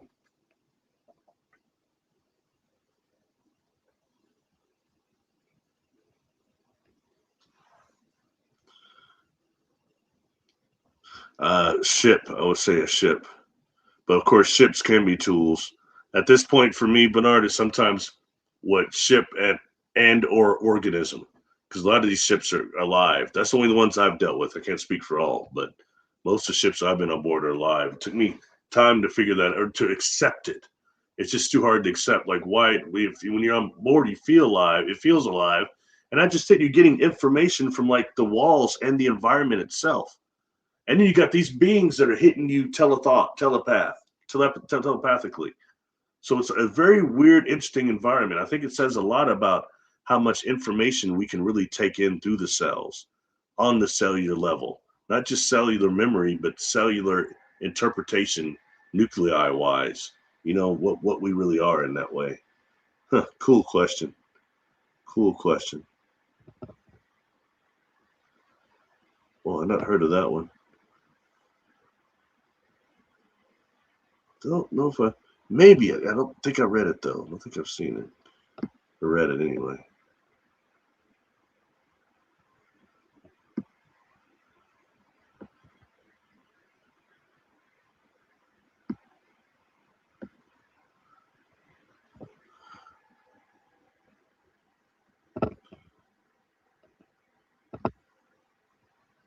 We'll still have to talk about it. I'm gonna be honest. I'm more interested in something more realistic. That is the implants in people right now. These highly expensive implants, and the micro sensors and the biosensors that can actually be put out and examined. I like to see what these obelisks are and see actually how they differ from a common implant. And right now, we're just looking at the human implants that are going on. All right, look at the implants that are going on in Australia right now. They're like $5 million for these implants, and the different. Look at how it's structured and how it has the Hygeris vulgaris on it, and things like that. Very interesting. I'm more interested in that, and the ones that were because some of them were getting to a point to where the ones like Dr. Lear had problems getting at first. That were moving around. We're really like that with actual natural man-made implants now, but it's not being talked about enough. And we're getting injected with that stuff that is on the pico level. They're so small. So I don't know. I'm kind of more into that. So I'll ask her. Maybe she want to talk about the obelisk thing. I had not really heard about it. So there's always more to learn.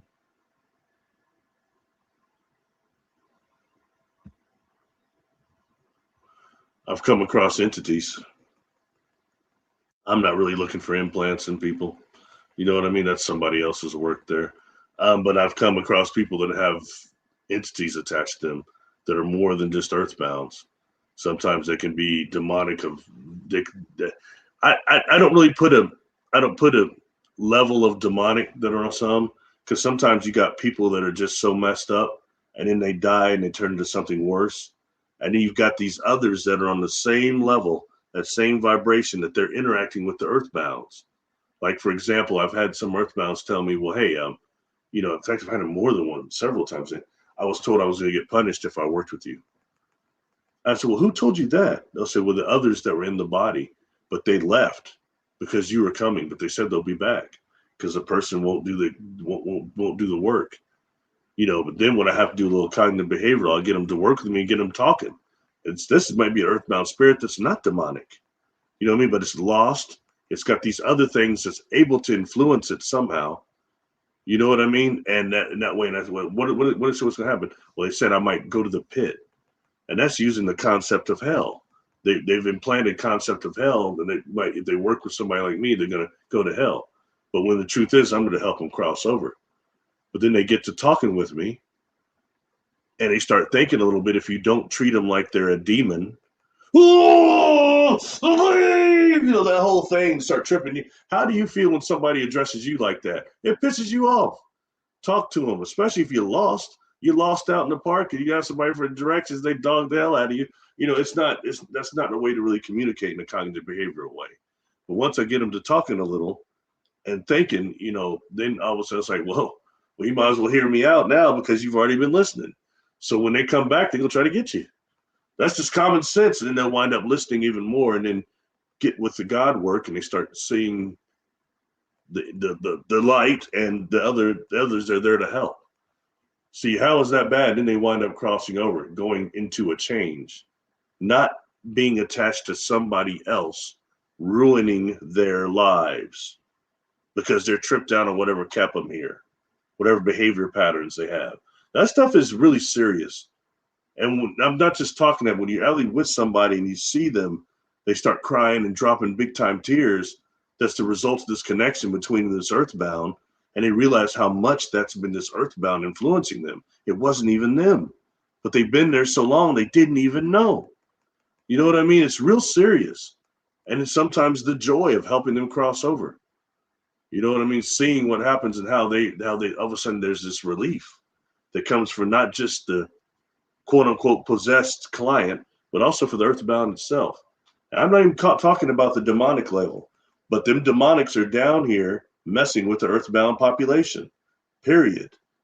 Which type of inorganic beings they are, negative inorganic beings they are, I don't know. I'd quit trying to classify at a certain point because I don't want nothing to do with them. All right, but you know, I've seen the spherical shadows. I've seen the oblong shadows. I've seen the flyers that are much longer that fly through the air. Okay, and I've seen the Hat Man. Okay, Holly Haida says that the Hat Man is like the organizer of some of those other dark forces. Might be, I don't know, but I know whatever it is, he elicits negative. Let's say the word loosh. He gets some DOR going, definitely by just fear alone. You know what I mean? So those are the ones that I've seen, but I want nothing to do with them. Okay, and that way I make sure I say it verbally. That's where my stuff is at. You know, but I have seen some bad stuff on people in that way. And it's interesting because the process I use, the demonic often can't answer my questions. They'll throw some tricks out, try to do the double bluff, but they often can't answer my questions. There's certain things they just can't seem to do. And I wonder what divine laws it is. I've said it before, always look for clues. The dark ones always leave clues. There's something about the divine field I think they just have to or automatically do. The divine field is real. I don't care what nobody say. Anyway.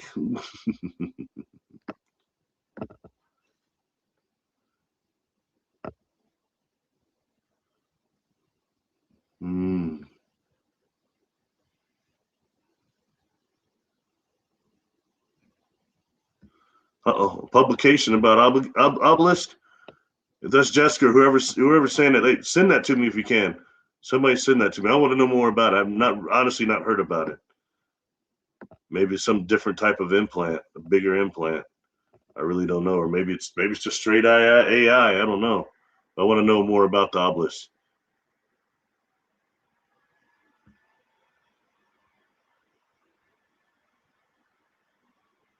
Yeah, they did give him some water. You're right. He said the water was sorry too, didn't he? Yeah, but they came out of a cube. You know, I had something else about a cube. Okay, I have a client. They actually live in my state, and they live a little out of my town here, but they come to and from. They're about 4 hours, but three or 4 hours away. Anyway, but they're in my state, and they're kind of a targeted individual. Okay, that seem to target their property more. And they showed me a film of what looked like ground to sky lightning blowing up a tree on their property. And I'm pretty sure it probably was directed energy weapon. But then they also showed me this picture of up in this tree, these trees of this perfect cube in between these trees. And they say that they see that cube around on their property sometimes. So my question at that point of that cube, is that cube, and it was a clear one, is that cube a ship or is that a portal? Is inside that cube another dimension with the problems of radiation and all the things that, Jessica has talked about? She's one of the first people I had heard talking about the radiation of the portals, and her team had seen that.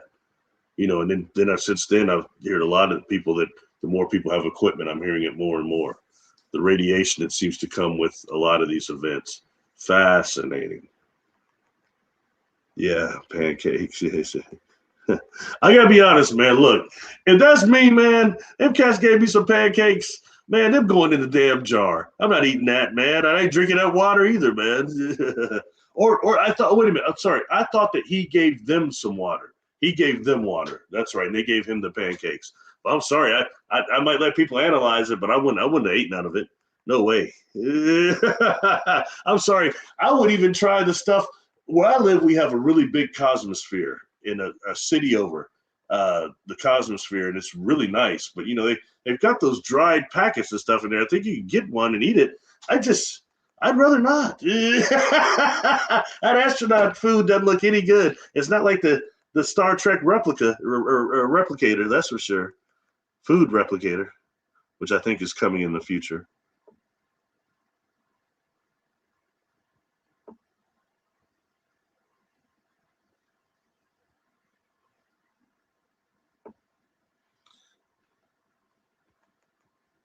No, I'm afraid that I haven't heard that one. so some of the stories get by me, but that sounds interesting though.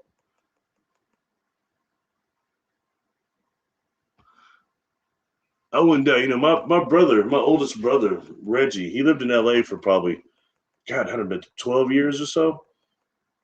And he talked about sometimes in downtown LA, there were people that had mentioned that they had seen like these aliens walking around, like these little green alien dudes, like real little, look like grays, but they're real little green cats with these little suits on or something, and said that everybody's just pushing them right along with everybody else. There's such a big crowd and the street traffic, they're just pushing them along with everybody else. These things are walking, going like that.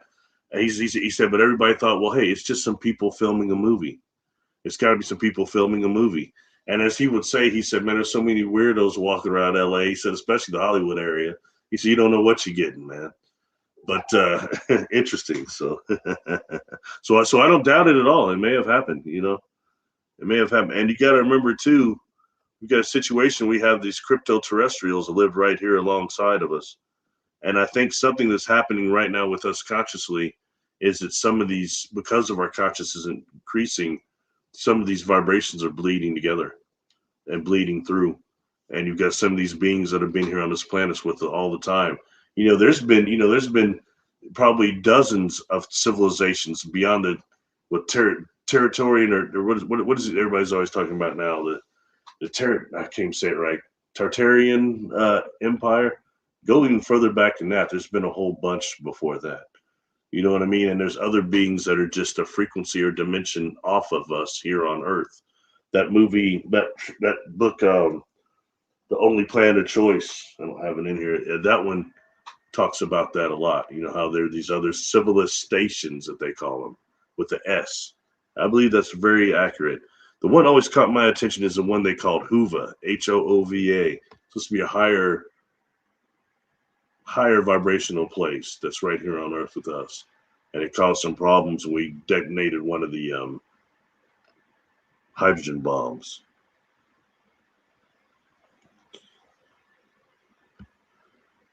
There's a thing about that going on, the black cube of Saturn. I don't get too into it, but it's the thing going on. I know it's connected to the Mecha cube too. Is that right, or something?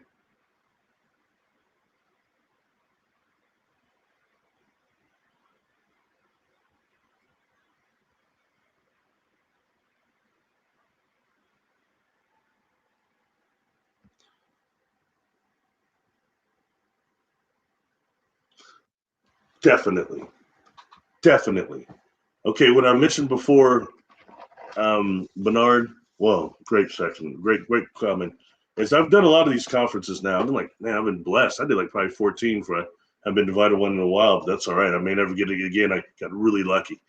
But I go to those, there's always people at those conferences, they often say the same thing to me, which is, I don't have experiences like you, but I sure do like all this stuff.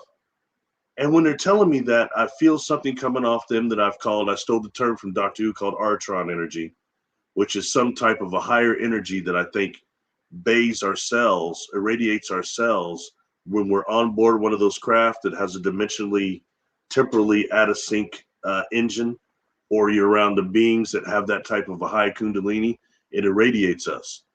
And I stole that from Doctor Who because Doctor Who actually uses Makos It travels, the TARDIS travels through black holes. So these people are getting irradiated with like Hawking radiation or something, you know, something like that. Anyway, but they traced the doctor to see where he might actually pop up, the people that irradiate that energy. But I can feel that type of energy from a real contactee. It never, you know, a lot. And it's always those people that say they haven't had any encounters that feel like that. And I'll ask them, well, you've seen a UFO? And they look at me, well, yeah, a couple of times. I said, maybe one time is that nobody else could see it. You could just see it. Maybe you and one other person, or even nobody. And they might say, yeah, once or twice, you know, and then we kind of just go on with our lives. But the truth is, Bernard, we're dealing with what I've been talking about, the superconscious level, the subconscious level, these different frequencies, faster vibrations of these other beings, that when we interact with them, okay, it can happen in a millisecond that you're seeing that UFO, just a second or two. And you wouldn't think that actually it might be a whole federation of beings, a whole association stopping on the collective level to have contact with just you on the collective conscious level. And that's exactly what's happening for real. Okay, so in that way, it happens in a millisecond. You're looking at that, and then there's a time lag.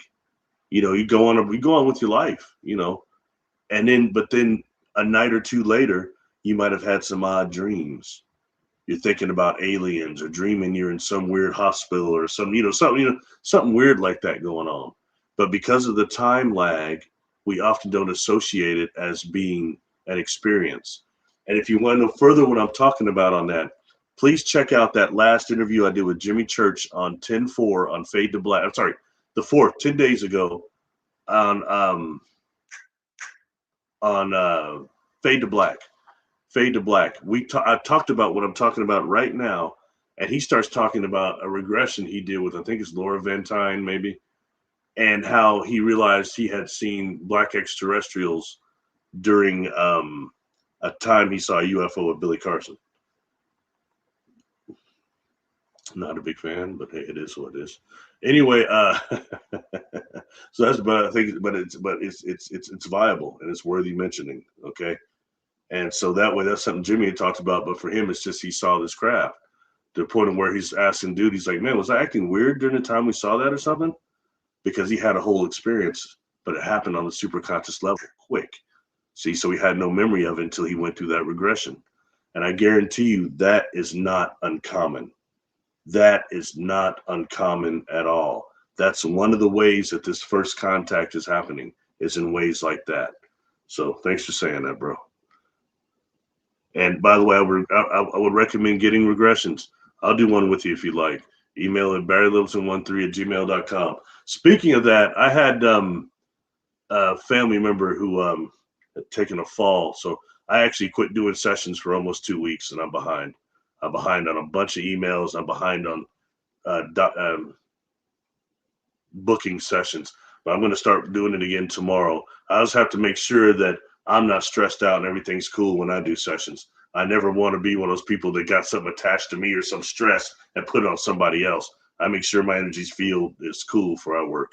You know what I mean? So if you're one of those people that, oh, he didn't get back to me, I apologize. I just haven't done it in 2 weeks, and I had to take care of that first. So anyway, my apologies. If you're one of those people, I'll probably get with you tonight. I've got like 8 people to respond to, and I'm going to get it all done after dinner tonight. So anyway,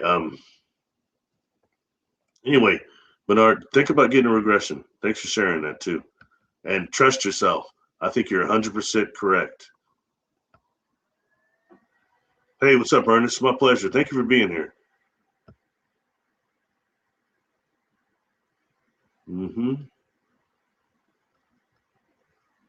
They say astral realms, but dimensions, all these things.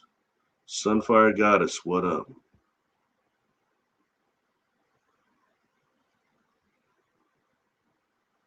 I've got a few with me.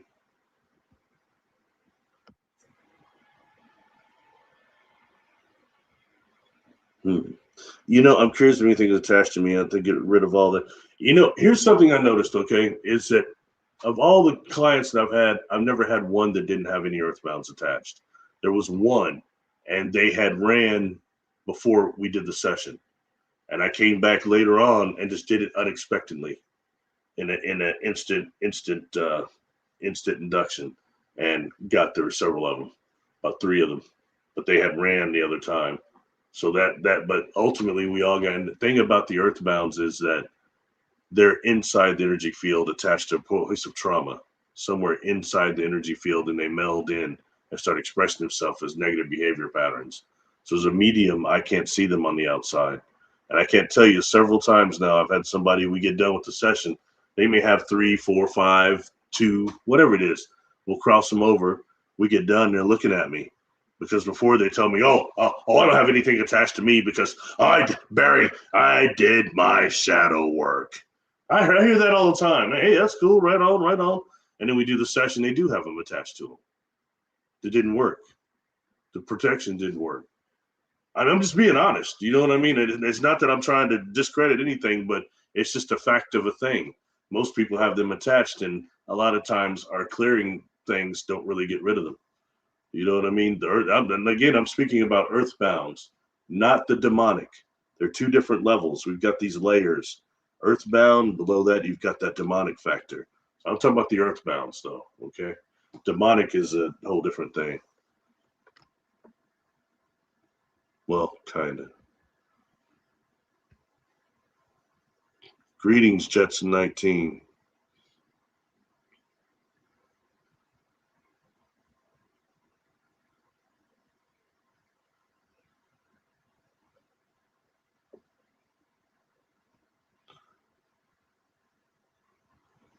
I found cemeteries were more what I've experienced in them, and I had to do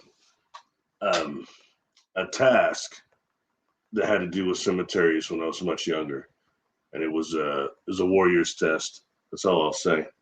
But I found that opposed to them being a bunch of earthbound spirits in the cemetery, it's a lot of just spirits, a lot of earthbound, a lot of nature spirits, a lot of ghosts from the past coming out of the land,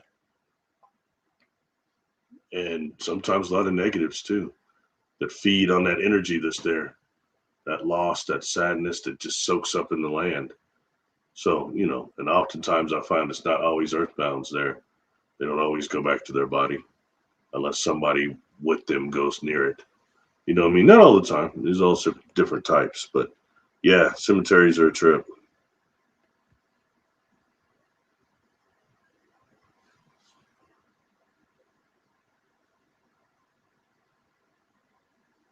A lot of people talking about open up portals. You all need to be really, really careful, okay? I will tell you, because you open that stuff up, do you really know how to close them?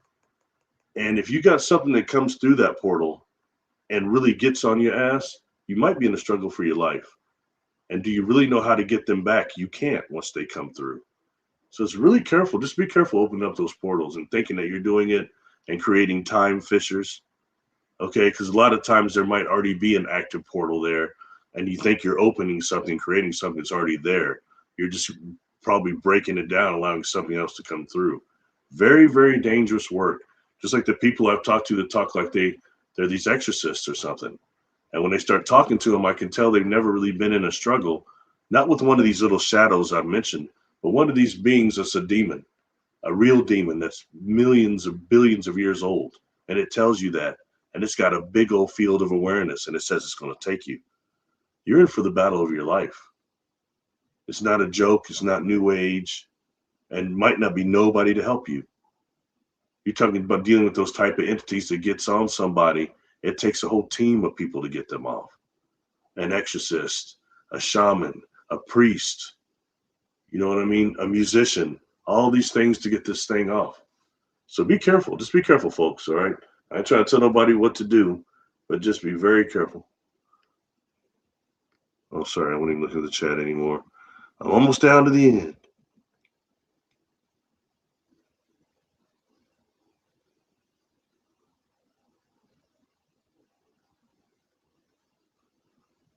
Ah, Jessica. Sometimes I can't get this thing to. Oh, I keep showing my lack of not knowing what I'm doing. And Jessica was saying something about radiation, but I actually hid the comment instead of showed it. Oh, sorry. Oh, there it is. Yeah, right on.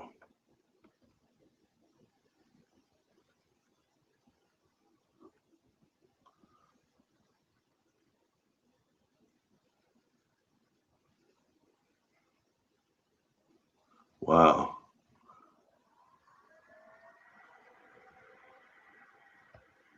Interesting comment there. Um, be aware that all thoughts are not our own. When I get like when the star beings getting information like the stuff I went over earlier, some of those are thoughts. And I'll wake up with them sometimes. Sometimes it'll happen when I'm walking about 4 a.m. It's always been like that. I get information between about 3:15 and 5:45. It's been like that my whole life. You know what I mean? It just is what it is. But all thoughts are not our own, especially when you start dealing with those that hear voices. And and a good thing, the thing to be aware of is the negative inorganic beings. They sound like our own voices. They sound like our own thoughts. They're absolute experts at that method of attack because they do know us. Okay, there's some things us on the surface they can see, they can read, period, and human nature. So that is, something to really, really, really, really be aware of. All thoughts are not our own, and the big key is something you mentioned there. Are the thoughts negative? Because the voices. In fact, I was watching something. Jerry Marzinski was talking about schizophrenic voices. I've taken interest in his work since people turned me on to him after I had done a video. And so many things he saw that's similar to what I saw, but on a way higher level. He's dealing with a totally different population. But nothing that they say is good. Nothing they tell the client is good. Or the person that they're talking to. That's a good way to tell if the voice is yours or not. Is it something that's feeding the negative self? Is it coming from the negative self and negative identities? Once the negative self and you endure trauma, it fractures into negative identities. So, but they're not negative. That's good. I stick more with that.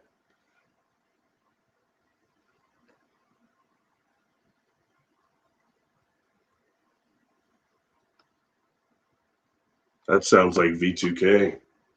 When you start dealing with that targeted dream incubation technology and the fact that they can send it to us now through the biosensors and nano semiconductors in our bloodstream, in our bodies, that almost sounds like that could be something like dream engineering.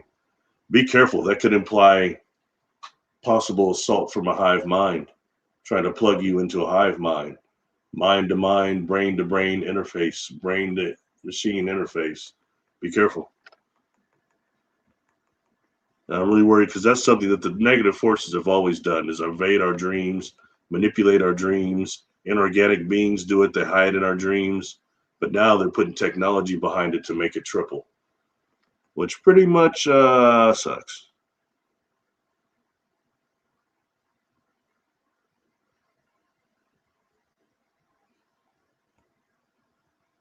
You should get regress for that, Bernard. That's a perfect one to get to get regress for. You can focus on that one specifically. That sounds like contact right there. Ooh, I let that slip, didn't I?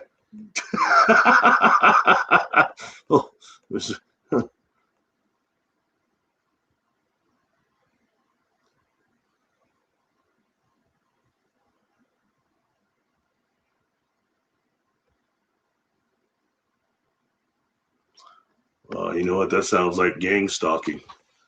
Be careful. It could be. Or it could be like, you might be real important, man. It might be like Joe Dawson on Highlander, The Watchers. I was a Joe Dawson fan. That dude had that lip so bad, I thought it was real in real life. I thought an actor had that lip. Yeah, Joe Dawson, The Watchers. Never interfere. But be careful that it could be gang stalking to the beginning of it.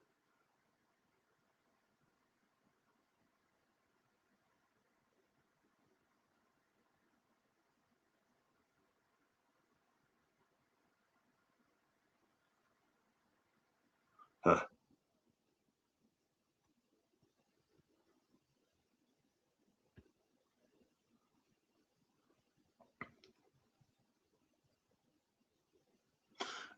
You can email me at barrylittleton13 at gmail.com.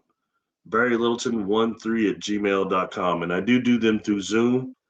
It's interesting because I did this, it's been years ago now, but I did this workshop for Alexis Brooks. And a lot of people in the workshop wanted me to do a session with them. At that point, I only believed in doing them in person.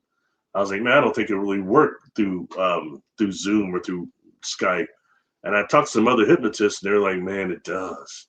It does. Hypnosis works really good through audio or through remote. So I did one of my clients here in town that I put him on. I put him in a trance pretty easy. But if it was somebody that it wasn't going to work on, it would be them. You know what I mean? Not being in person. And here was the shock. They went under just as quicker than in person. I couldn't believe it. But hey, it is what it is. I don't make the rules. I just have to observe them. And I found that actually remote sessions work really well. And I've been very happy with them. So yeah, so you can email me at barryloads13 at gmail.com, and it'll come in tonight. I'll make sure I'll answer it tonight because I'll answer all the others too. I'm gonna get everybody. Probably some people really pissed off at me. I got a pretty rude email the other day. Somebody thought that people. It's not that I don't want to work with anybody. It wasn't like that at all. But I just fell off because of family stuff. I had to take care of that first. It was really important. I wanted all attention there instead of trying to act like I'm, not thinking about that when I'm working with somebody. That would not be good. So, but I'm cool now. Everything's good. So, shoot me an email and I'd be happy to work with you. It'd be my pleasure.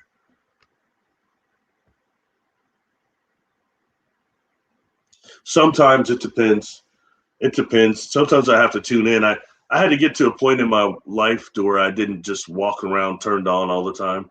I was one of those cats. You know what I mean? I didn't realize I was completely turned on all the time. I had to get older. I've learned to turn it off sometimes. That way I'm just picking stuff up all the time. But if I'm tuned in, yeah, I can tell a lot. But here's the problem.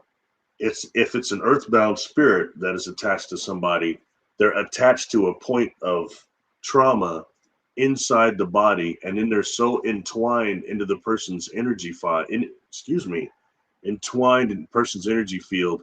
I can only detect them through behavior patterns most of the time. You know what I mean? Now, sometimes I can sense generally that there's probably some attached or something, but it's not a real specific reading or real detailed. But when they actually reveal themselves to me, like it's weird because a lot of times I may see the portal and see the beings like people standing there, whoever, ready for these people to cross over. They've always been there waiting, but the person can't see them because they're lost. They're in darkness or whatever. You know what I mean? And then, but that will be sometimes I'll see that before they even reveal who they are. And these earthbounds are quite chatty. They'll tell you their name. They'll tell you everything. They've been wanting somebody to talk to. So in that way, but the more once we stop the connection, then I start maybe seeing them. You know what I mean? Seeing who they were. But I'll see the others that are waiting for them first before they even reveal who they are. If that makes sense. It's interesting you asked that because my brother had asked me recently, went to a game yesterday and they lost. Damn it. But anyway, my brother was asking me. He said, man, can you see those dead people, man? Those earthbounds you cross over? I've never been asked that before. I was like, after the kind of we do an identification thing, and they start communicating with me, I can, but sometimes I can't before. But I can see the portal and see others waiting for them and others that want to help. You know what I mean? And there's a whole way to connect that and help people. It's the love thing. I mentioned before how love goes through all universes, all frequencies, all time and space. That's important.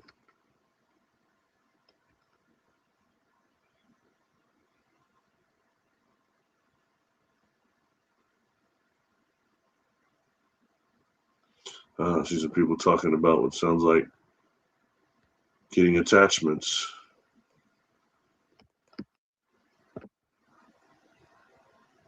won't go over it now, but I do a protection during my sessions, hypnosis session that's really effective.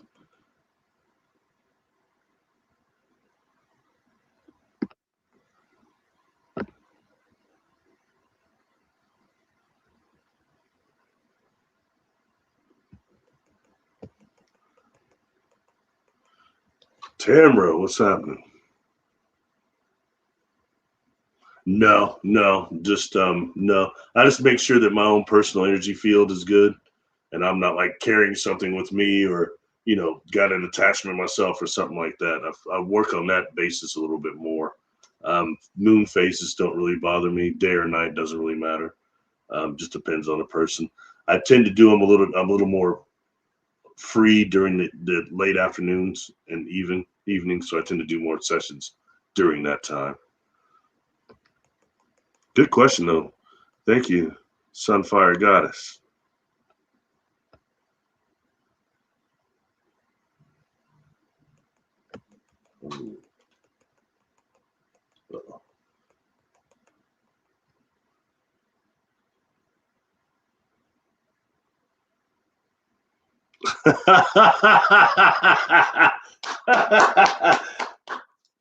I see it, Angie. Thank you. That's great. I agree 100%. I agree 100%. There was that guy, Dr. Malachi Martin. I used to listen. I listened to all his interviews, the one with Art Bell and everyone he interviewed. He interviewed with. I thought he was really, really interesting exorcist. And that's what he said. He talked about the first time I'd heard people term these people that were the perfectly possessed. They say when these demonic come to you, you have to agree. They present you a deal, and you have to agree one way or another. I said, and then they try to go to the church and things. Was time to pay the fiddle, the to pay the fiddler. Okay, so it's really, really, really interesting, and it's the same thing there. People sometimes get involved. They get one of these things on them.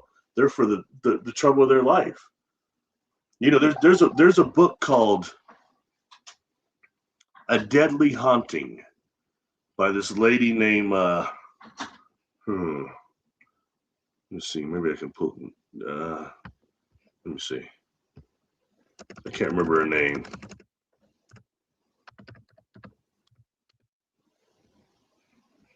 Here it is. Excuse me.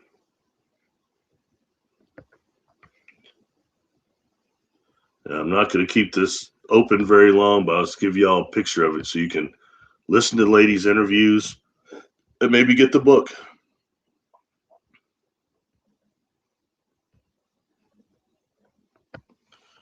There you go. This right here. Okay. This was a terrifying encounter here. Something that followed them to several places. Something that was after the sacrificing of her mother. And it's not unsimilar to the client I had that was telling me that these other alien races were having them summon one of these beings that's somewhat similar, about that level almost, a little bit higher. I mentioned that on Jessica's show a couple of shows ago. But this right here is a really, really one of the most hardcore hauntings I've heard about. One of those things where they come home, the religious figures in the house will be broken or their heads will be turned backwards. And this was one that was really fond of communicating with the family on the mirrors after a shower. You know what I mean? When the mirrors were fogged up, it would really communicate through that.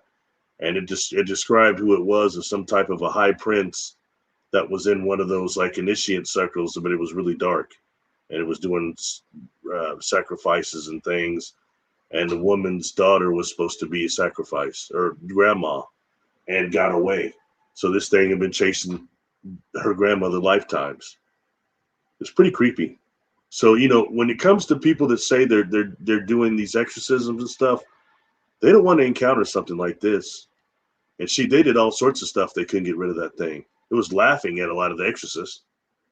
So, I mean, that's when it gets real serious, And Barry's tabbing out of that. I don't see that image no more. Anyway, thanks for saying that, Angie. I agree 100%.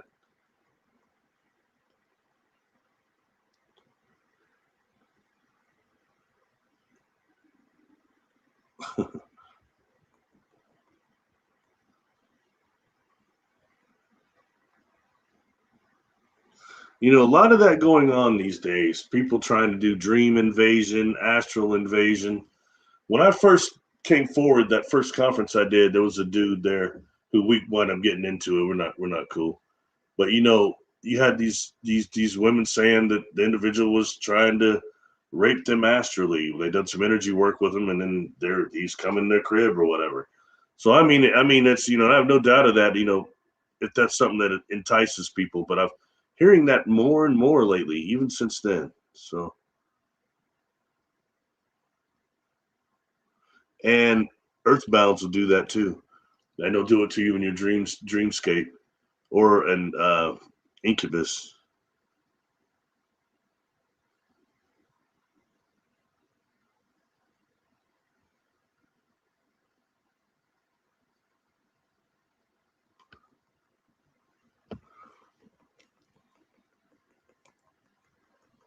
Oh, Coast to Coast Epperson. Talking about Malachi Martin, probably. Bernard, if you get on YouTube, just type in Malachi Martin and Art Bell, it should come up. A couple of them will come up. He did several of them on there, and each one of them I thought was just absolutely incredible. I mean, I was listening live when that stuff came on at those times, and I'd be on the edge of my seat. That cat always had me edge of the seat. That's what I was. Oh yeah, what I was saying about him. He was talking about the perfectly possessed. And he said that you'll know those people when you come across them. They're people that made these deals, and they're doing quite well materialistic. And I'll tell you and Art Bell's like, well, Father, what do you do when you encounter one of these perfectly possessed people? He said, I get away from them. I don't want nothing. I get as far away as I can get. I want nothing to do with them. Because when you pass them on the street, they know who you are and you know who they are. And I swear, when I look at like public figures, somebody I always saw that looked like that to me, perfectly possessed, Vince McMahon. Vince McMahon, especially during the time he was doing that crap with Stone Cold was putting the whoop ass on him, open up a can of whoop ass on him. He looked. I mean, he and now it's only worse. I mean, he looks completely demonic to me. He looks like somebody that sold his soul for material comfort. By all means, I could be wrong, but that's the vibe I get when I think of perfectly possessed. I always see Vince McMahon like, bam. Anyway.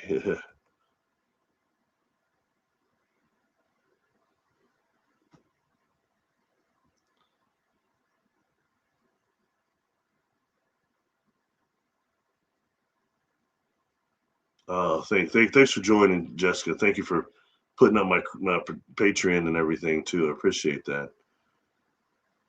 Our devices are portals. Let me go back to that one. Jessica's a nice friend. In fact, where was it? Abby Lynn has talked about that a lot. How TVs are portals and things, and certain devices, which also are black boxes of their own of a different type.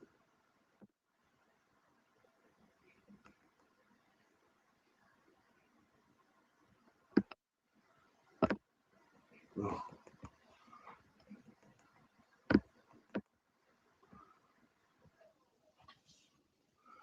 They're all grays negative. I'd have to say no. I kind of used to think kind of so, but man, now I found that there's so many different types.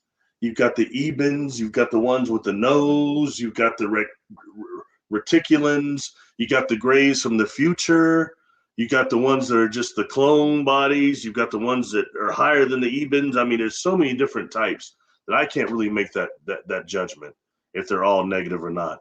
And here's the other thing, honestly, Ernest, I've had a lot of encounters, but I've never encountered grays. Okay, I've encountered these little blue guys. Oh, sorry, I'm not gonna.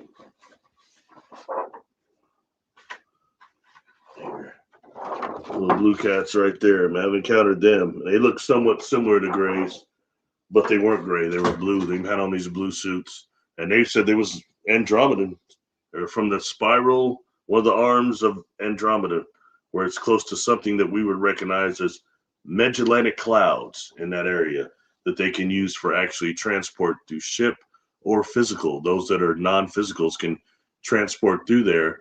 And they were showing me an exiting aperture somewhere outside of Jupiter. And that really tripped me out. I heard one day Tony Rodriguez in one of his presentations was talking about there being a portal outside of Jupiter. I knew that was true. So one of the things him and I kind of connected on.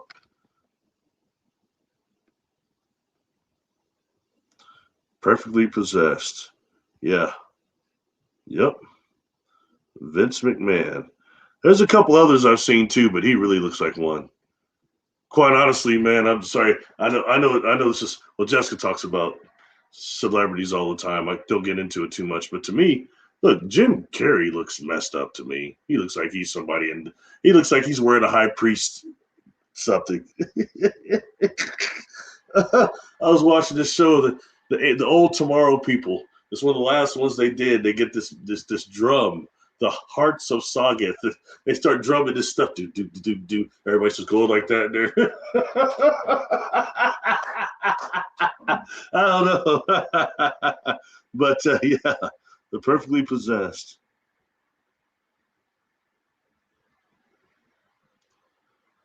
Wow.